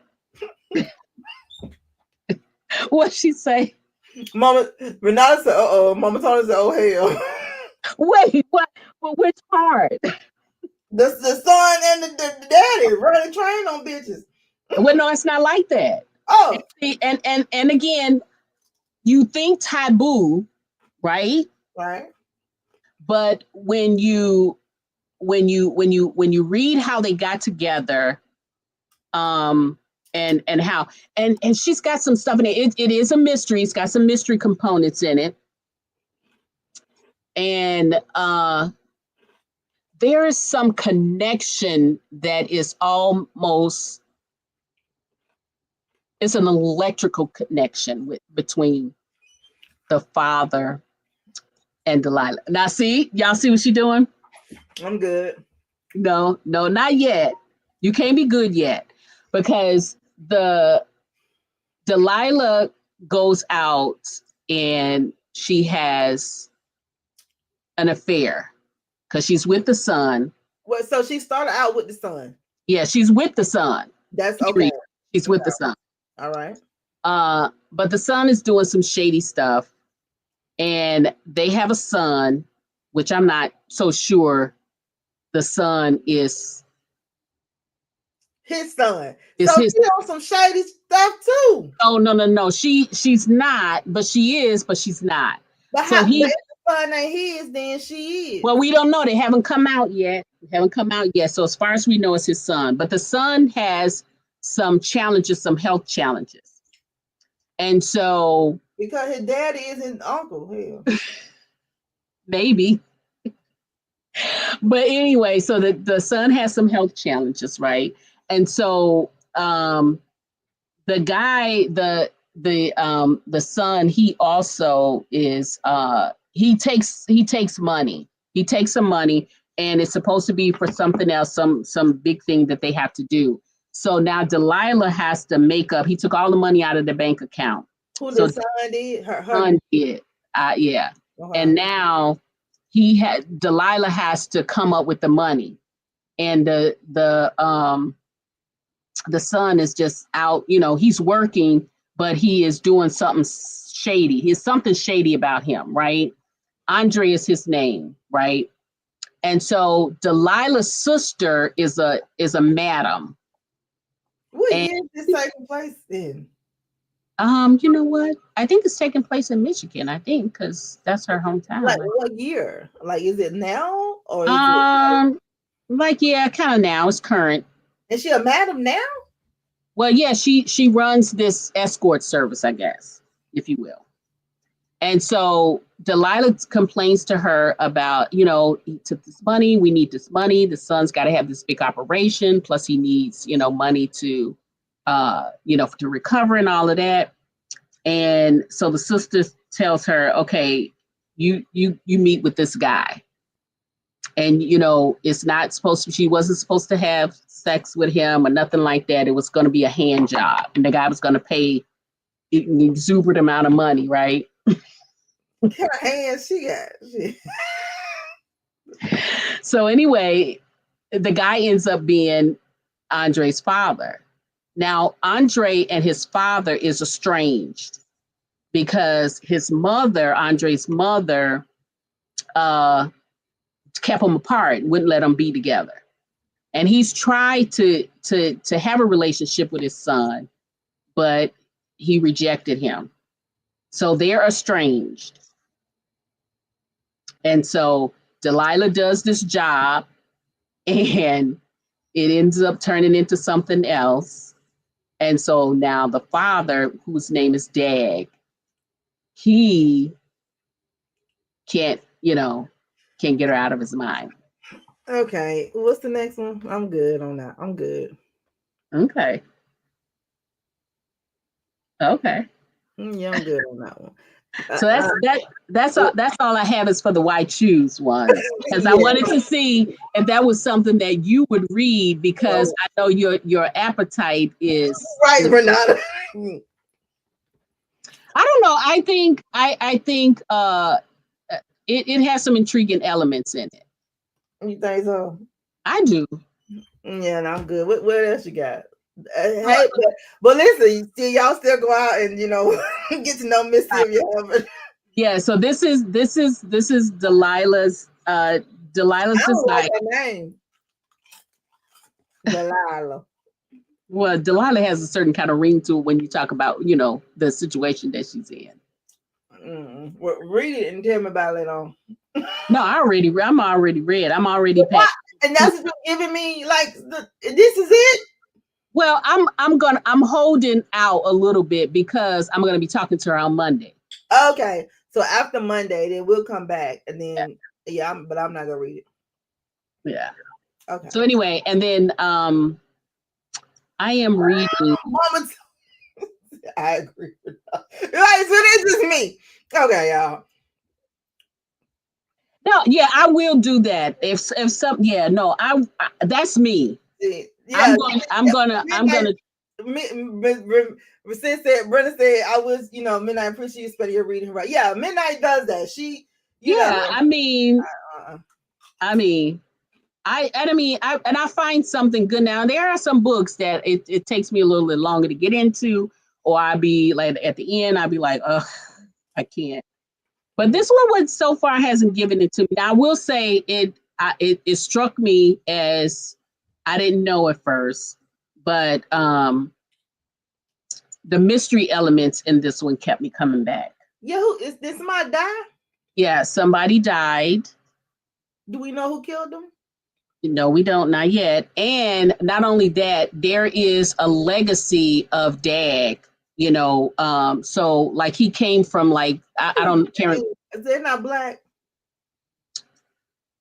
Well, Dag is not black, but Andre is black. He's biracial. With Dag and the black mom. Yeah, with the black mom. Is the girl black? The girl is black. Yeah. Okay, what else you reading? Yeah. So now I picked up an urban book by Jessica Watkins. Here in weekend, right? Yeah, I was going to say in Chicago we have every year around about this time we have the urban book fest, and so that's going on this one. Usually it's a one-day event, and I kind of slept on literally the tickets because when I saw it, I automatically said that I was going. I did my RSVP, and then it was just the one day. But then sometime after that, the whole event expanded to like a meet and greet, and I kind of missed it because it was tickets for that, and I missed it. By the time I realized it and said that I could probably go, the tickets were sold out. So I'm a little bit bummed about that. And this year, so they made it a weekend. So they're having a meet and greet here today. And that's why we're on tonight to make Midnight feel better. Yeah, because I kind of just was kind of a little bummed about that. Yeah.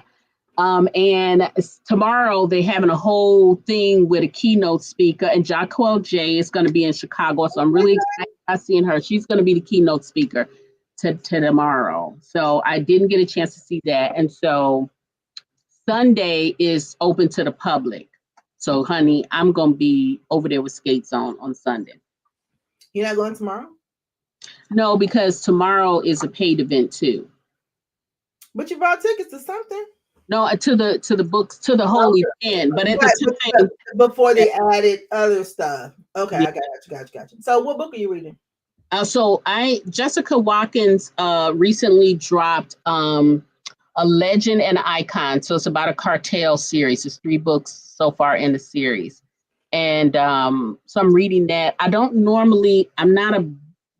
flood my shelves with urban, or didn't at the time, but ever since she started this particular event, I would go and I would support the authors. And some of my authors that I was reading, like Phoenix Daniels, she's up under that umbrella. Some other people, so I always go there because it's a really good event. It's got a lot of energy at this event, and it's usually just one day, and it's like a free event. So this time she stepped up the game a little bit, and I missed out. I got to do better. Next year, so you didn't know. Yeah. Well, next time they'll announce it all at one time.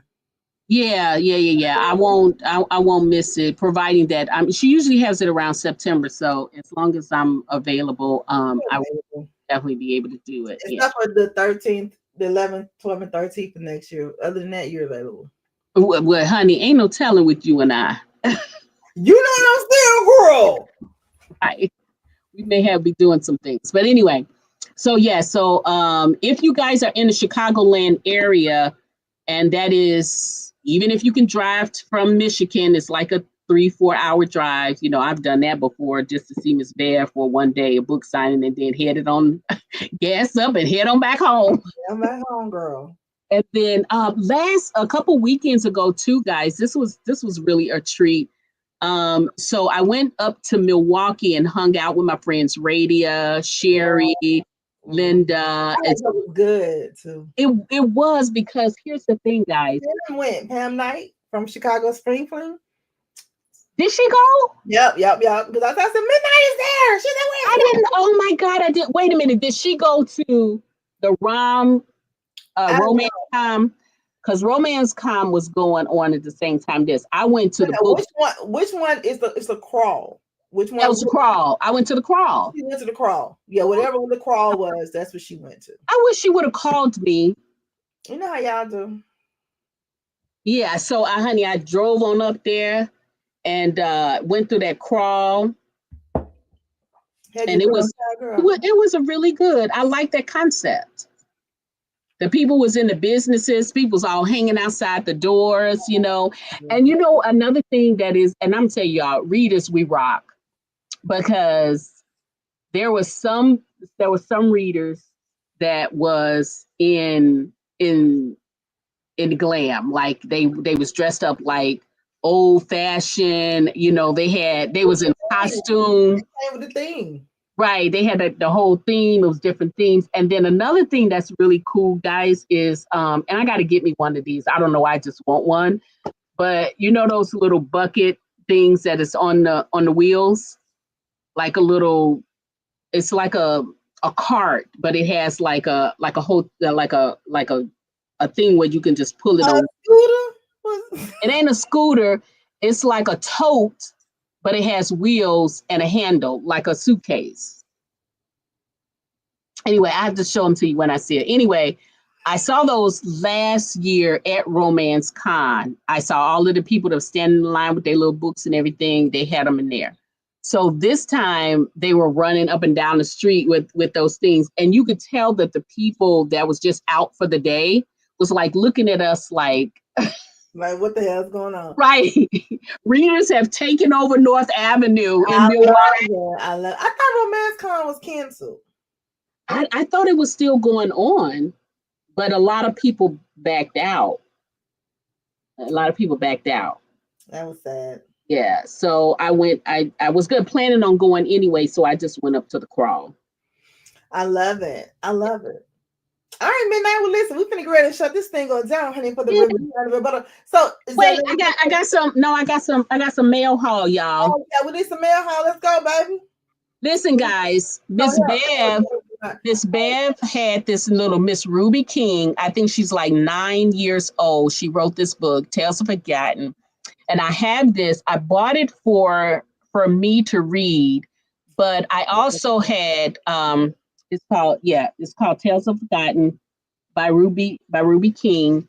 So support her, guys. It's only 30 pages in the book. It's a kid's book? I'm gonna try to get her on my show to talk about. Yeah, it's a kid's book. Okay. But I think I already have somebody that I'm gonna give it to, because I ordered. Did you write it? I'm sorry. Yeah, the kid wrote it. How old is this kid? I think she's like 9. Oh my God. Yeah. Her name Ruby? She was here. Yeah, her name is Ruby King. She was here when I went to the book crawl. She was here at Aurora at the library signing her book. So I couldn't be in 2 places at the same time, and I missed it. That's what's up. But that's okay. I'm gonna get it. I'm gonna get it signed. Now, y'all know about Miss Brenda Jackson. She wrote the Missing Lion Cub, Lauren Medeiros. Medeiros, yeah. Let me be clear.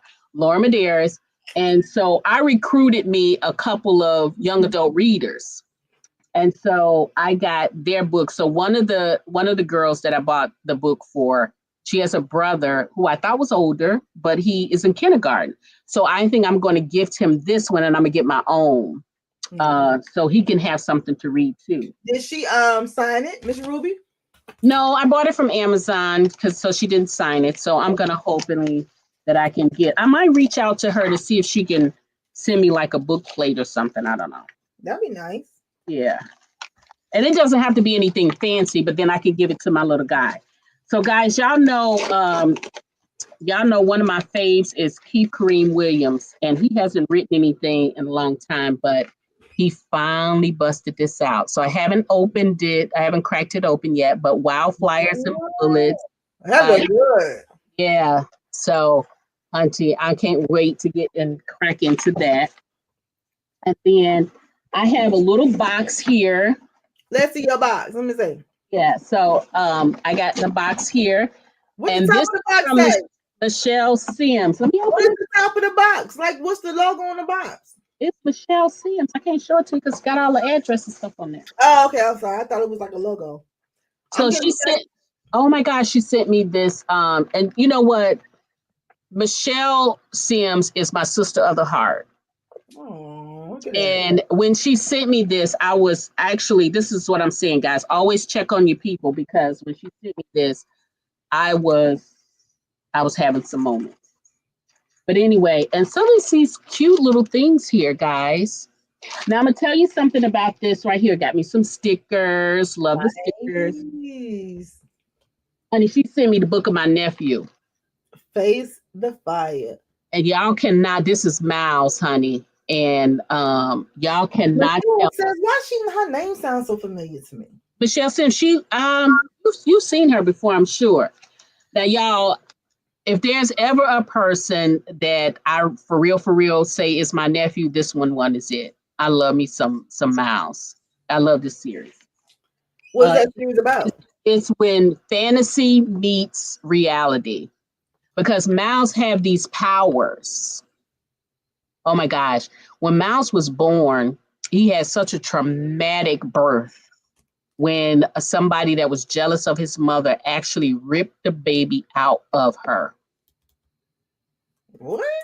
But he's got powers and they want him for his powers. But he is an amazing musician. Absolutely amazing. His dad is talented as well, but he is truly talented. But he has these powers with fire. And then this organization is after him. They want him. They want him because he got powers, or they? Yeah. You know how they be wanting people, they want to explore them. Like X-Men, kind of. Mm-hmm. Now, Is it this one romance is, in it a little bit? huh? Is any Yes, romance? romance. Yeah. Because he's got a love interest and everything. Yeah, he's got a love, some romance in there. And the first books are about his mom and his dad, and that's a bunch of romance in there. But it's, you know, it's like romance. It's not like he. Am I gonna like it? Probably. Okay. Never mind. Okay, cool. What's next? Now this was sent to me by Darby Burham. Hey, I love Darby. I met Darby, and Darby gives the best gifts. Let me just tell you. But anyway, she was talking to Angela Anderson, and I just happened to pop on because I wanted to read her latest book. Hey, Mama Tony, I'm sorry. You said yes, some deep romance in the series. Which series got deep romance in it? She talking about this one here. She read this one. It's the one with Michelle Sims, but you said I won't like it. Because it's got romance in it, but Mama Tony, I had to coach her with this one. I ain't got the energy today. Mm-mm. So anyway, this was a risk worth taking by Darby Burham. And so this one is, I haven't got into it yet, so I will. And then so I got like, oh, look at this cute bag. Aww. The Friendship Chronicles. Oh, that's cute. Yep, I like that. And then a risk worth taking. We got me a little coaster. Nice, you need it. Yes. And then who doesn't love a pair of cozy socks to read a book, right? You know, cozy socks is my thing, girl. Those are Thank cute. you, Darby. Thank you, Michelle. Thank you, Keith, Kareem Williams, and thank you, Ruby. Hey, Ruby. Ruby, be on the lookout for me. I'm gonna be looking for you. I want you to come on the book bar. I'm gonna be. And Darby gave me this right here. This is so cute. What is that? Yeah, s'mores. Oh, So I gotta make. It's only one, so I gotta make it myself when I'm by myself. So. Yo, you remember when I made the s'mores the other night? I know, right?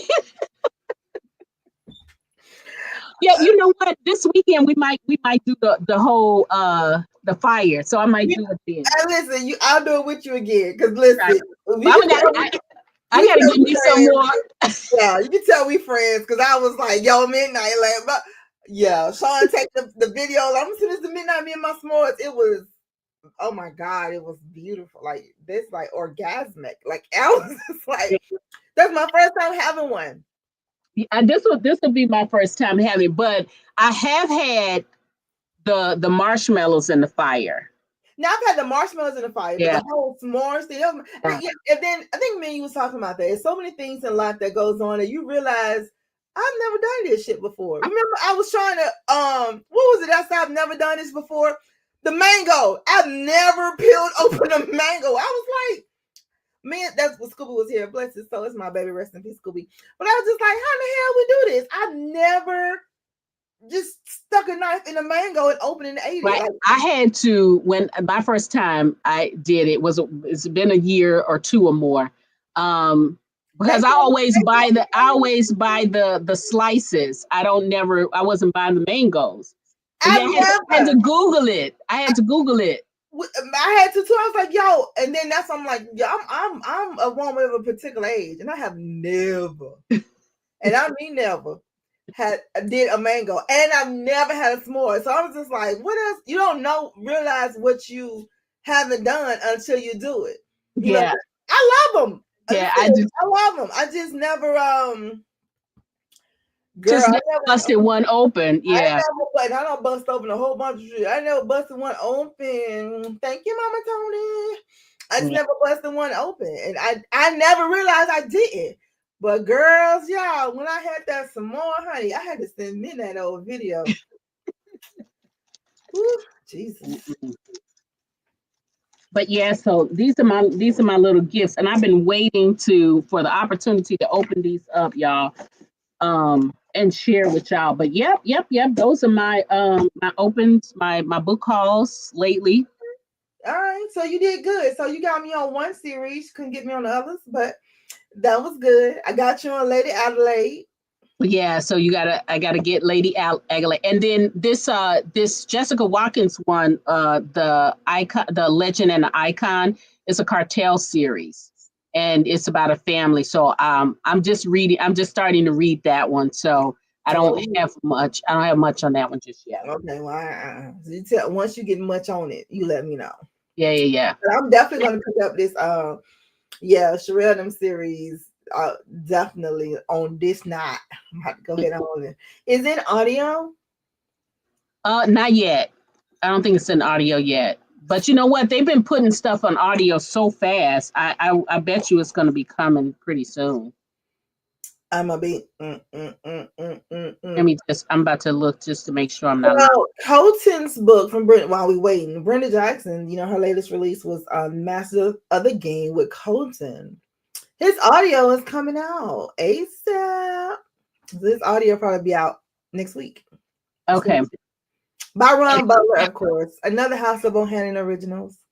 Yeah. The audio at least for Sinful Restraint, which is Sherelle's book, look like it's going to be available on audio on March. Who's the audio? Who is the narrator?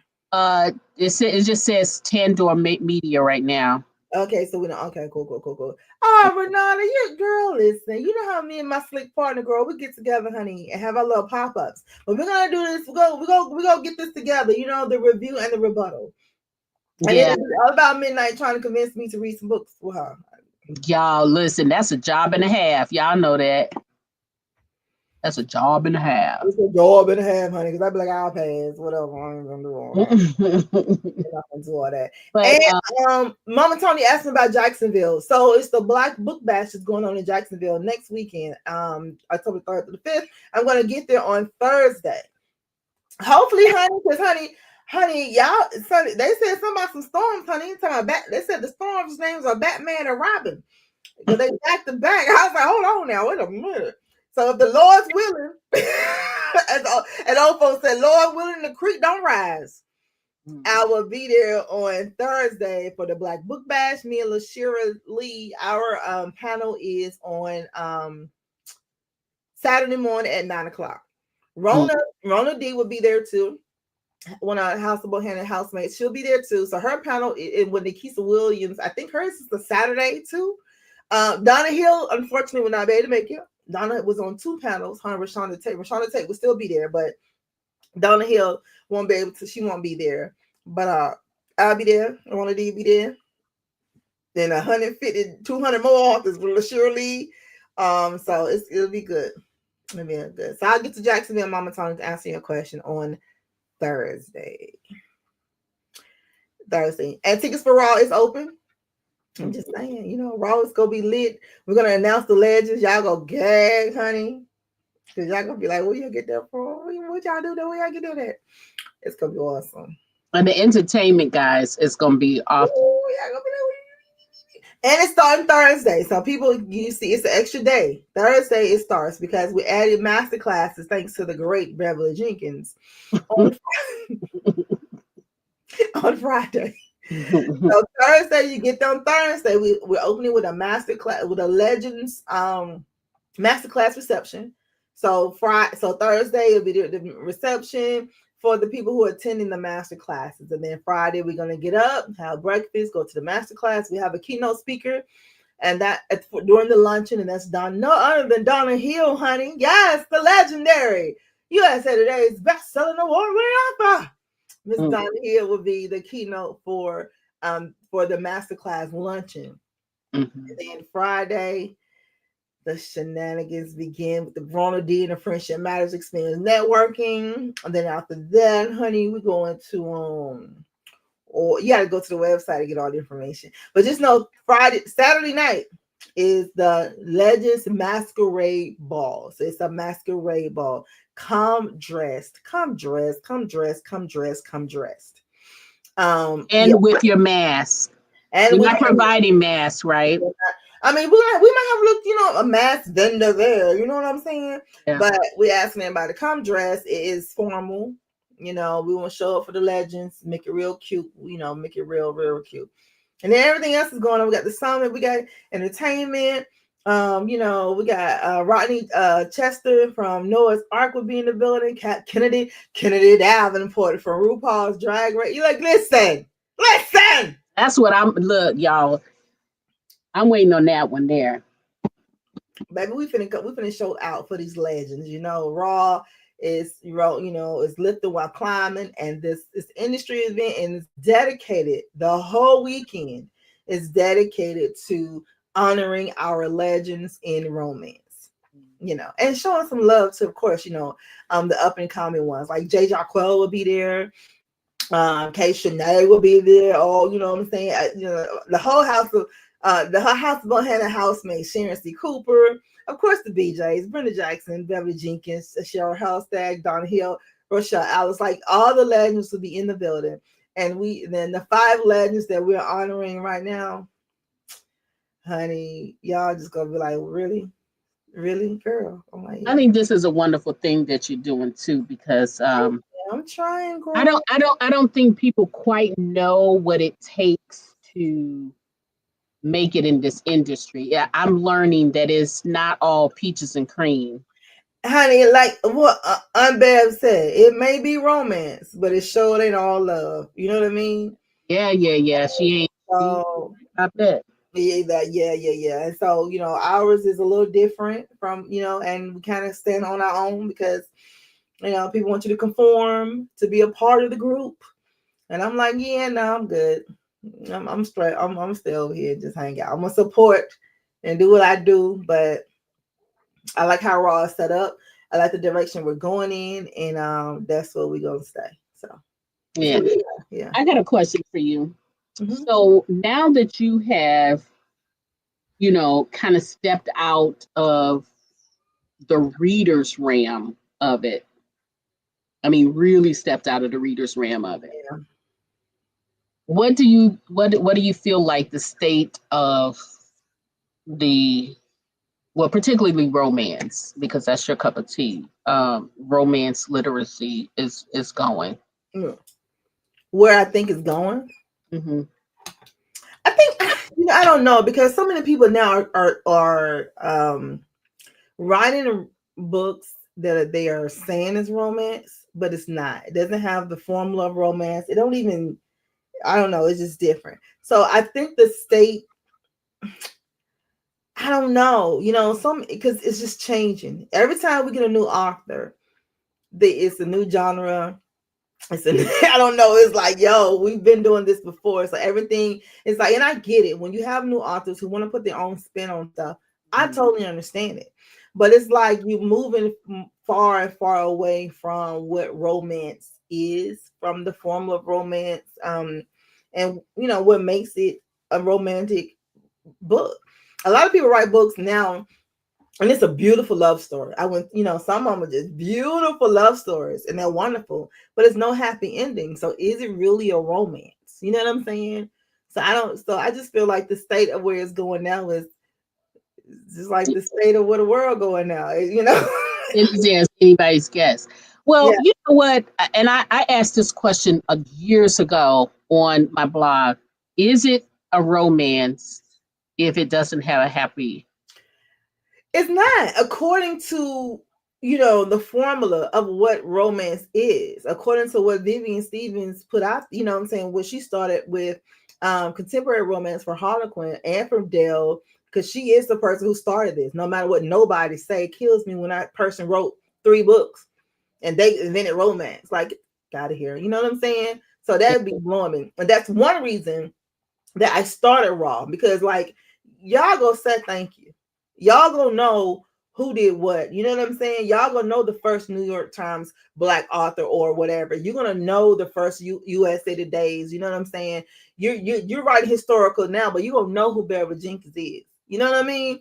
Like, you're gonna know who Vivian Stevens is. You ain't starting nothing. You're standing on the shoulders of these women and men who went out here and got it done, so you were able to walk through these doors. So yeah, you might have put a twist on something, but you ain't starting nothing. And it blows me when I hear these authors who only wrote 3 freaking books say that. And it blows me when the other authors don't correct them.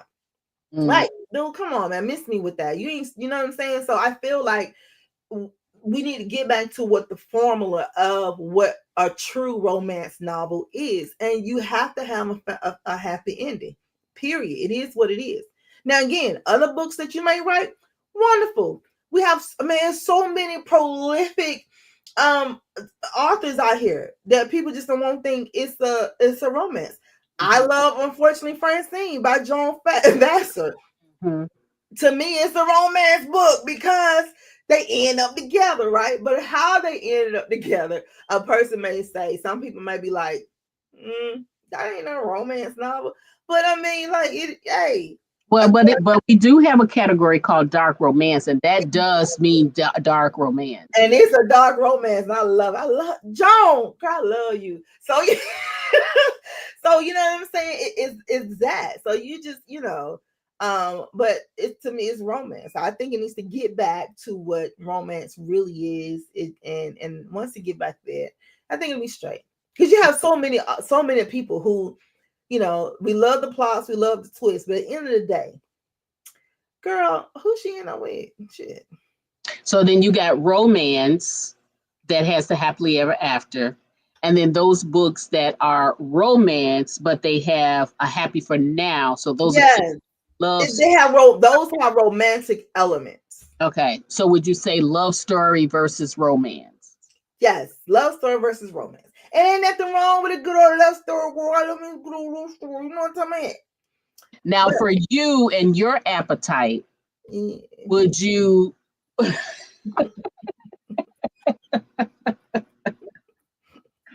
But you know what, Ms. Brenda, so based on what Shay is saying, yes, romance is one of the highest selling. It has been that way all the time. But in that highest selling number, are they also what people are saying is really kind of like a love story too? Right. Are they clumping them together? I think they're clumping together. Like Mama Tony said, yes, because it could be, you can be happy right now. That's cute. But, we where's the happily ever after? Like, right. So, Mama Tony, that's what brought me to the question way back when, was because as I was getting more into this community of romance, there were some books that where, remember how like particularly like Harlequin, like everybody was getting married at the end, You know what I mean? And so those were romance, and that was what I adapted to be a romance book. But then it's what the world adapted it to be. right, and then some people they were they have their conflict, but they end up back on the good foot. But at the end of the book, they didn't get married, and maybe it was like a series, and maybe the second book picked up with that person getting married. So, are those happily ever after because they did get together, but they didn't get married? So that's what prompted me to ask the question. But they got together though, right? Yeah, they did. Yeah, they got together, like, whatever conflict separated them. And then by the end of the book, they came to a common ground, but they didn't they were together, but, well, at least they agreed to disagree. So, you know what I'm saying? Were they together? They weren't together, guys. They were together, they were together, but they wasn't married or, They just like, I'm with you. Because you think about a lot of those books, just think about a lot of like Francis Ray's books at the end. I love Francis Ray too. They got together, and then then the next book, the brothers book, you see it starts with the wedding of the people. Right. Whatever. Right. So I think that's still, if I'm not mistaken, the formula of romance is still a happily ever after. Because I love you too. We'll go be together. So it don't necessarily have to show a wedding. I think as the years went on, it started being like the epilogues, I guess, that shows, weddings and whatnot. But for me, and when I was younger coming up, I would always see what happened with the next book, if it was inside of like a family series or whatnot. Okay. But if it's a single book and they have the conflict, but then by the end of the book, they have, agreed, we back on the same foot, but they don't get married. But there's no other book after that. It's a standalone. Well, then they together. Okay. All right. I'm just asking. Yeah.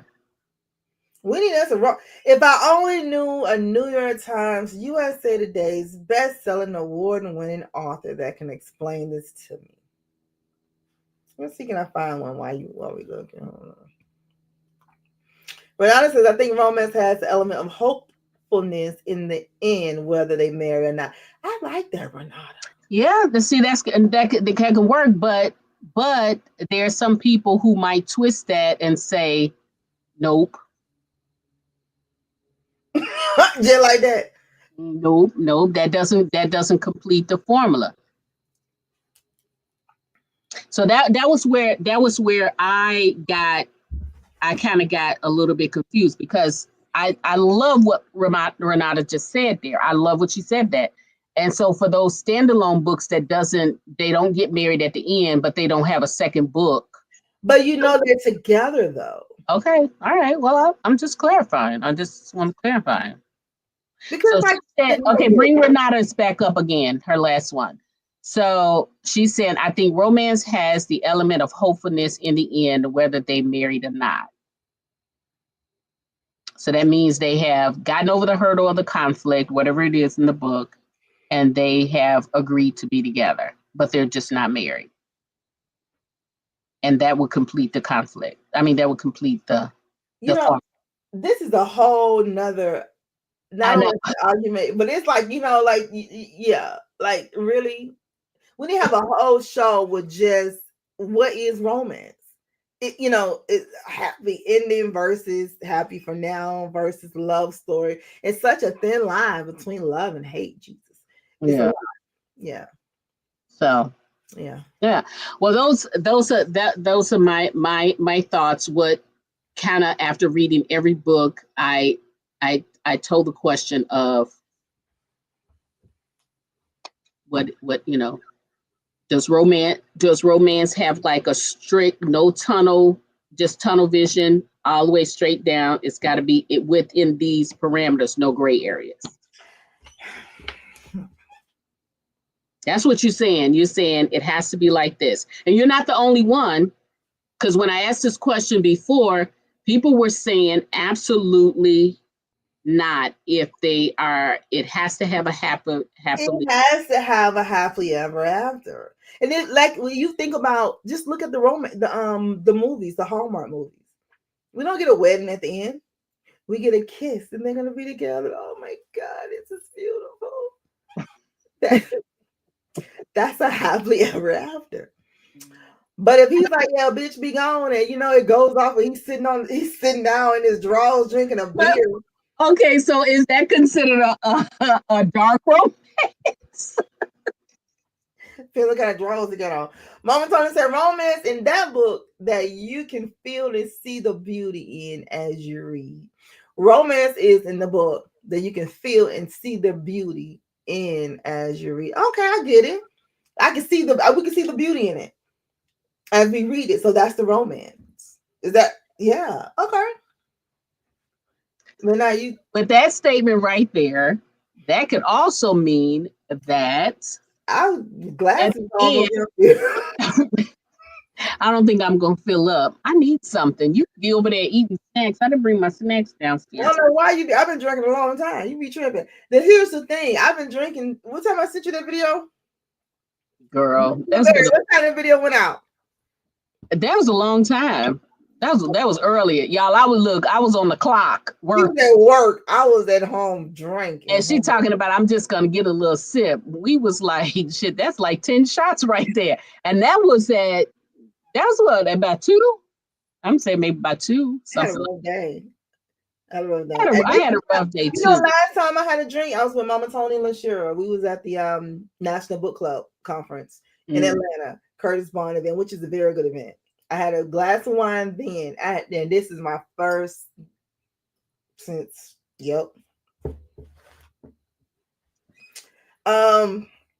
what you say, Brenda? It cut off my comment, but the heroine was killed in the next book. Readers were upset. What book you talking about, girl? Oh, we missed something. What thing? I gotta go back. Take it back. The romance genre is one of the highest selling. The formula is happy ending. Many authors have difficulty writing what they have experienced or meant what they have not experienced. Oh yeah, they're putting them together, and if they was engaged in the epilogue, I get it. I'm trying to see. Oh, Donna Hill. What happened, girl? A Donna Hill book. A Donna Hill. Some Madonna. So okay, yeah. Some Madonna's books are not. Oh damn! I almost spilled it. I can't tell y'all. But if Donna got a book coming out, you ain't even ready for it. Well, we got to get ready because it's coming out. I read the other night. I was like, "God, Jesus, girl! Oh my God, it's so good." I'm gonna tell you about that one. I'll tell you about that one later on midnight. Anyway, wait, I sent you one. You owe me 2 things, but we'll talk about that afterwards. Don't be rolling your head. Oh, sorry, you can see me. My bad. Like, oh shit, here we go. I got you. So okay. Some of Donna's books are romance, but some of them here lately have not been. They've been categorized as women's fiction. Mm-hmm. And I think that because she started out as a romance author, when she be writing these other books with killing people, they're like, oh shit. It's kind of like how Iris is, you know what I'm saying? You have the Lasters that are romance, whatnot, but then you have, Jaguar down there's over there like, what? But see, they were awful stories, yeah. Yeah, but Iris I consider Iris as romantic suspense. She says romance. But some of her books, like Megan Rain series, is no romance. Yeah, that's right.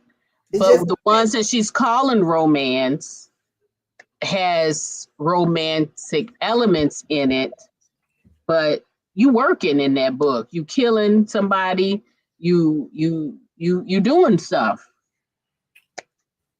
It's a plot, a heavy plot when in her books. Okay. But I will say though that the Brooks family's values. We're talking about Iris Boland now. The Brooks family values are probably the more romance on the romance side than it is. The Lassiters have a lot of family, patriotism. But what I think though with the Lassiters, and maybe because the female books are more romantic, in my opinion, than the guys. The guys give you more of a action romantic. Yeah. You know, where the women, like Ruby them, you know what I'm saying? They was just, you know, I don't know. But the women though in her series too, almost like every last one of them, even if they're not a Lassiter, but they end up with a Lassiter, they kick ass. They do, yeah, they do, but it's more romantic. Yeah. Okay, it's Madonna wrote for Arabesque. I will get the title. Thank you. Yeah, get that title from me. You know, like all those Arabesque, now they had the formula. Mm-hmm. Wrote for Kinston Arabesque with all. Mm-hmm. They had the formula. It was romance. You know what I'm saying? It's like from the beginning to the end. Like this is the formula. This is what we doing, and everyone loved it. Right, and then but most of them almost, well, a large portion of it, they got married at the end. And so when you go from those books, like even Harlequin, you know, they had the wedding at the end. The people got married, even in the epilogue. Yeah, it mostly the epilogue. Go back to the Francis Ray's books, and go back to a lot of, you know what I'm saying, those books that for me that I come up reading. They didn't get married at the end. I don't think Dara Westmore got married at the end from Westmoreland from Brenda's books. I don't think you know, but a large portion of them did get married at the end, though. A large portion, but not all of them. Right. And so then when the question becomes, if they don't have, you know, if they have to have a happily ever after, the question becomes, what do you consider happily ever after? Which is what my original question was. So now I need to figure out. One moment, please. I gotta ask a legend. Hold on. One moment, y'all. What's my question at the end?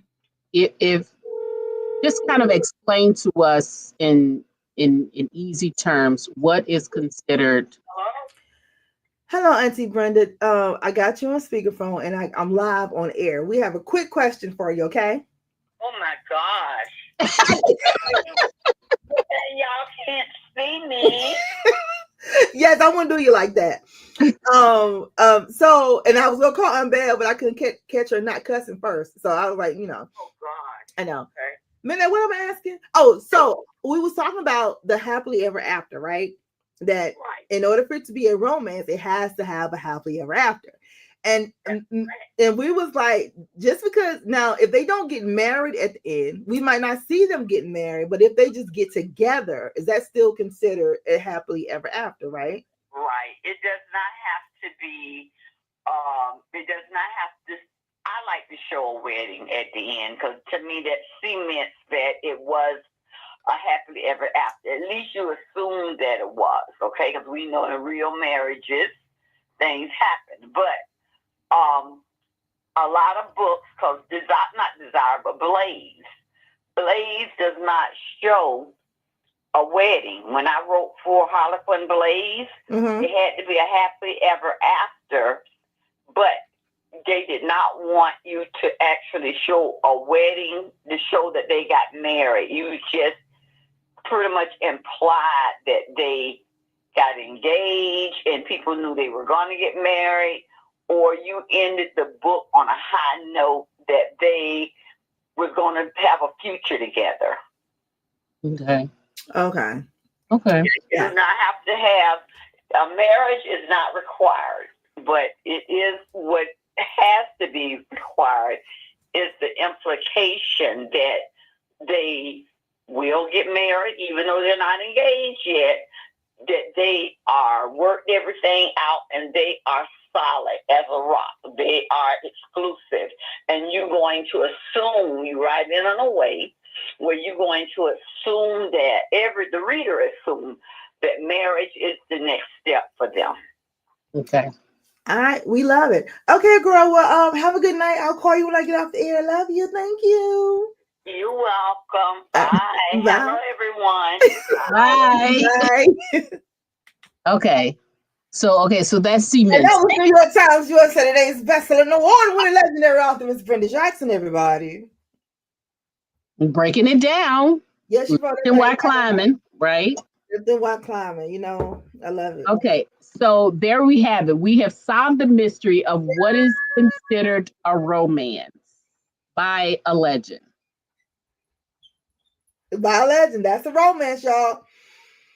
Got that? That's exactly, Renata. Got it. You know what I'm saying? I had to call a professional. Yeah, well, exactly. Because we can contemplate that all day long. Yeah, now we don't. So now. Okay, so see, we taught y'all something today. Well, actually, taught me because I was the one that asked the question. Well, she taught all of us. So, Yeah. because so it's good. So this is perfect. So Friday nights, not every Friday night, because midnight going on with Johnny, right? Friday. Anyway,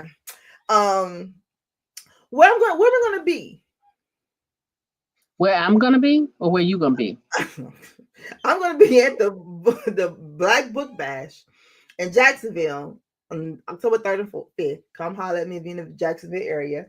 I'll be on a panel with LaShura Lee on a agents panel, and I think I'm moderating a couple of other things. Donna Hill won't be there, unfortunately. She, had family issues, medical issues with her family, so she had to tend to that. And Rona G will be there, and then I'm going to be at the National Black Book Festival, October the 23rd through 25th in Houston, Texas. Yeah, then I'll be tired.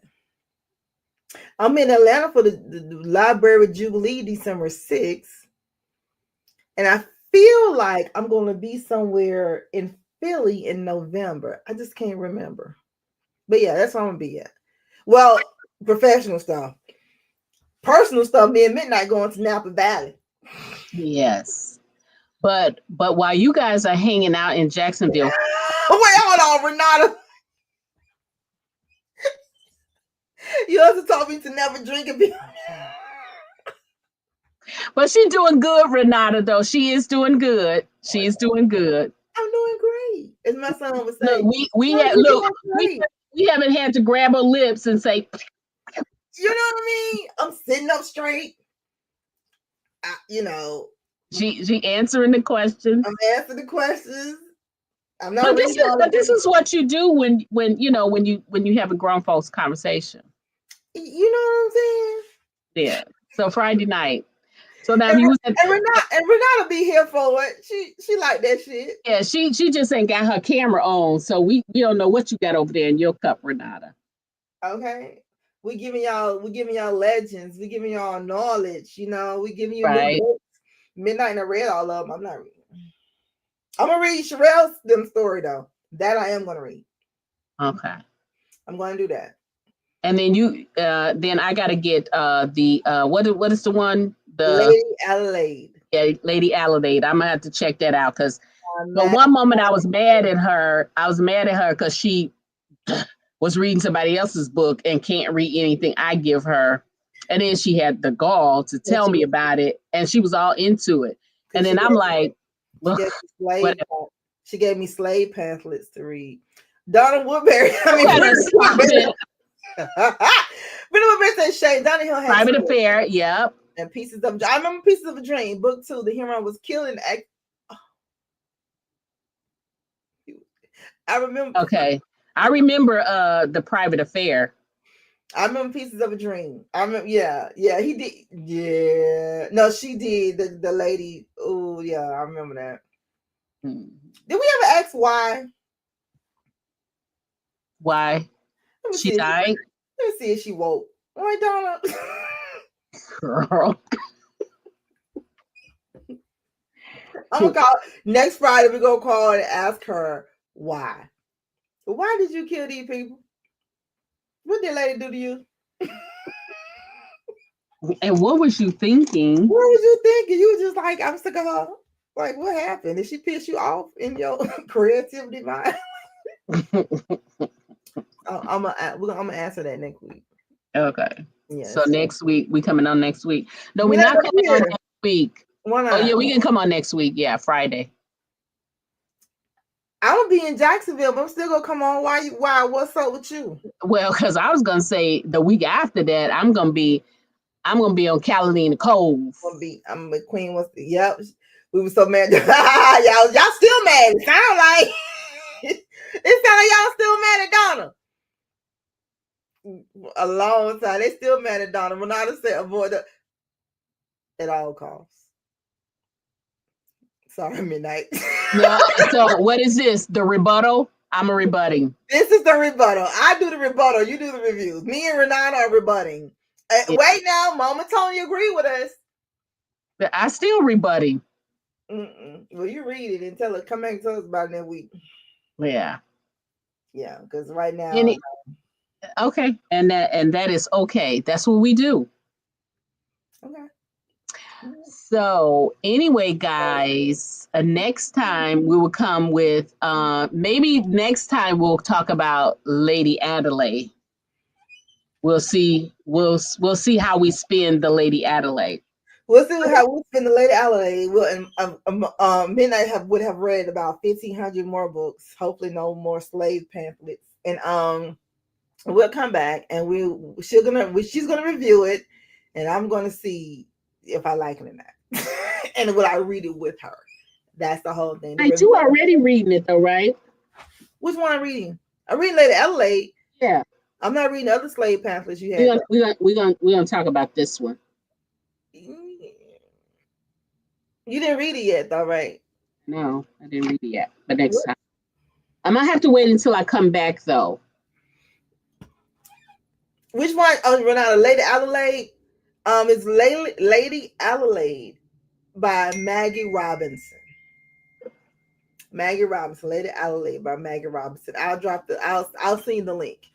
Email us anyway. Email me directly, Renata. So I'll give you the hotel link. But yeah, Lady Adelaide. Mama Tony, I got the email. I'm gonna email you something because I need you to read something for us. Thank you, please. All right. All right. All hearts and minds are clear. All hearts and minds is clear. All right. All right. So next time, guys, when we come back, we'll just have to give a treat because we don't know what we're going to be doing in between time we come back. I know what I'll be doing. She don't know what she's going to be doing. Make sure you check Midnight Out on Monday, her and Sylvia Hubbard. Yep. Come back to Sylvia Hubbard. Even though we're not reading Delilah's book. Yeah. But once you talk to Sylvia, we might change our minds. We might have a change of heart.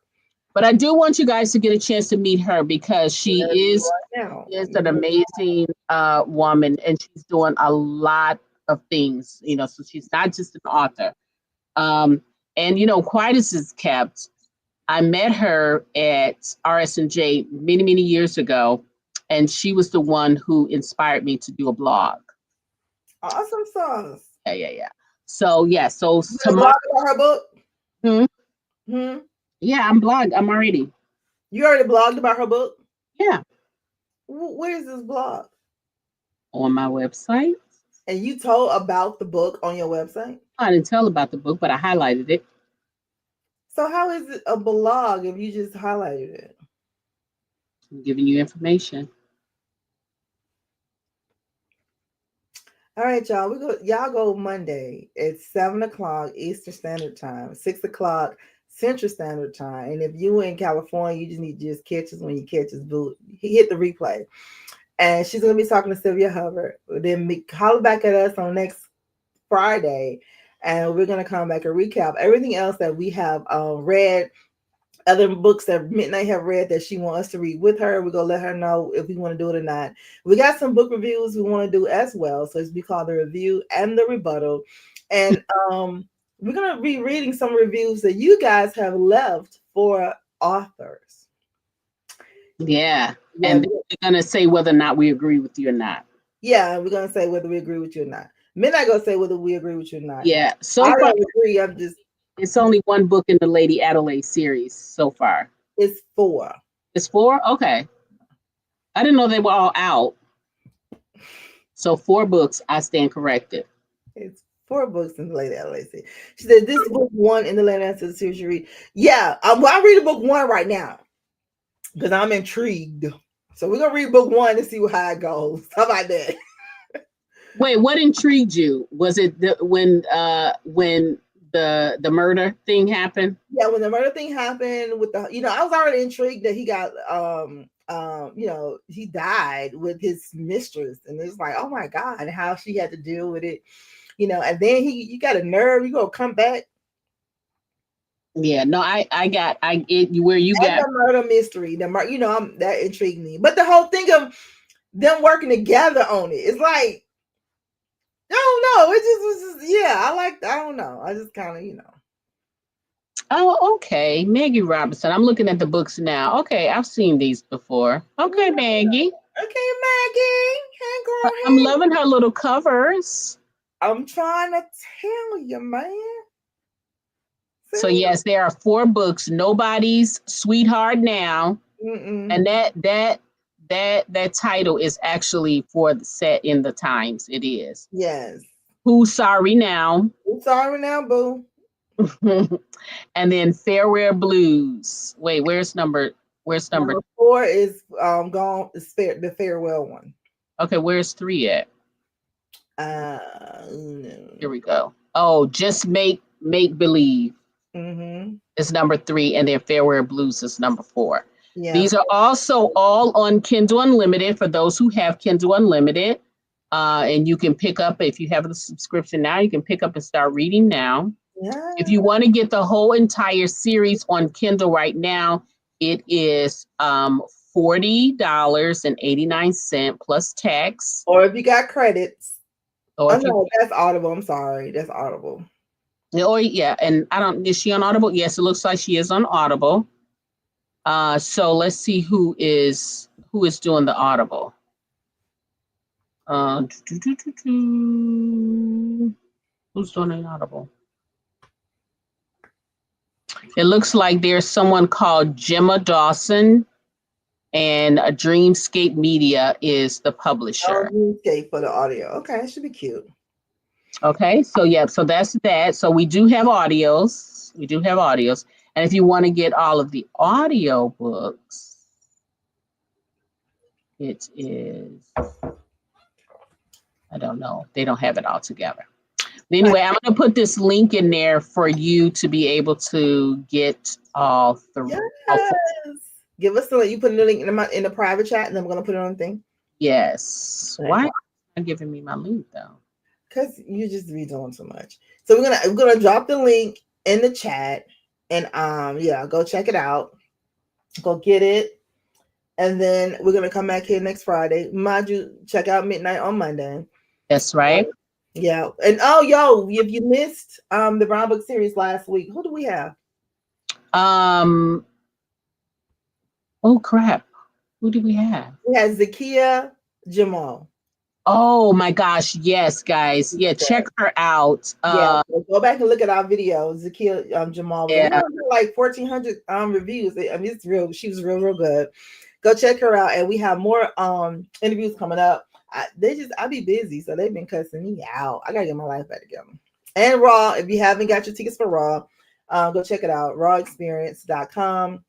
I'm telling you, because once I announce who these legends are, y'all gonna be mad at me. And they'll be like, Shay sold out. I don't know what you want to tell you. And it's the Legends Master Classes. So where can you go to get taught by Beverly Jenkins? Like, come on. Monica Walters. Like, come on. Brenda Jackson. Like, come on, man. Like, Andrew Gray. Like, come on, man. Donna Hill. Like, come on, man. Where y'all going to be to sit in the presence of these women again and getting taught? Nowhere. Yeah, and the entertainment is going to be great. I keep saying it's going to be great. Entertainment is going to be great. But I'm not going to announce entertainment until later on, because I'm going to be like, no, you know what I mean? Yeah, I do feel like you should wait. There's a Lady Adelaide series there. Okay. Okay, so Lady Adelaide, so go check that out. Hold on. And then we'll be good to go. And there's so much we got going on at Raw this next year. So it's gonna be great. All right, so that's the link to the Lady Adelaide. Yep. All right, ladies and gentlemen, go check this out. We're gonna do a little talking about Lady Adelaide series next week. Yeah, we're gonna do reviews. We're gonna do other books that Midnight have gotten that she want me to read with her. We're gonna see what we're gonna do. We're gonna listen to Sylvia Hubbard on Monday, see if we change our mind or not by reading the book, and then we're gonna go from there. All right. So take care. Have a great weekend. Have a great weekend. Don't get it unless you call us. Yes, that's true. Yeah, call us. Share alike. Yeah. All right. Y'all. See y'all later. Talk to you later. As soon as tickets go on sale for 2027, I want to buy them. My daughter is getting. Yo, what you doing? You married that girl? Okay, girl, call me. Girl, call me later on, Renata. Call me later on, girl. Mm-hmm. All right. Oh, the cruise is in 2027 too. We're going. I can't tell where we're going. Call me. I'm gonna tell you where we're going. Y'all call me. Okay, I'll tell you where we're going. All right. Bye, y'all. Bye.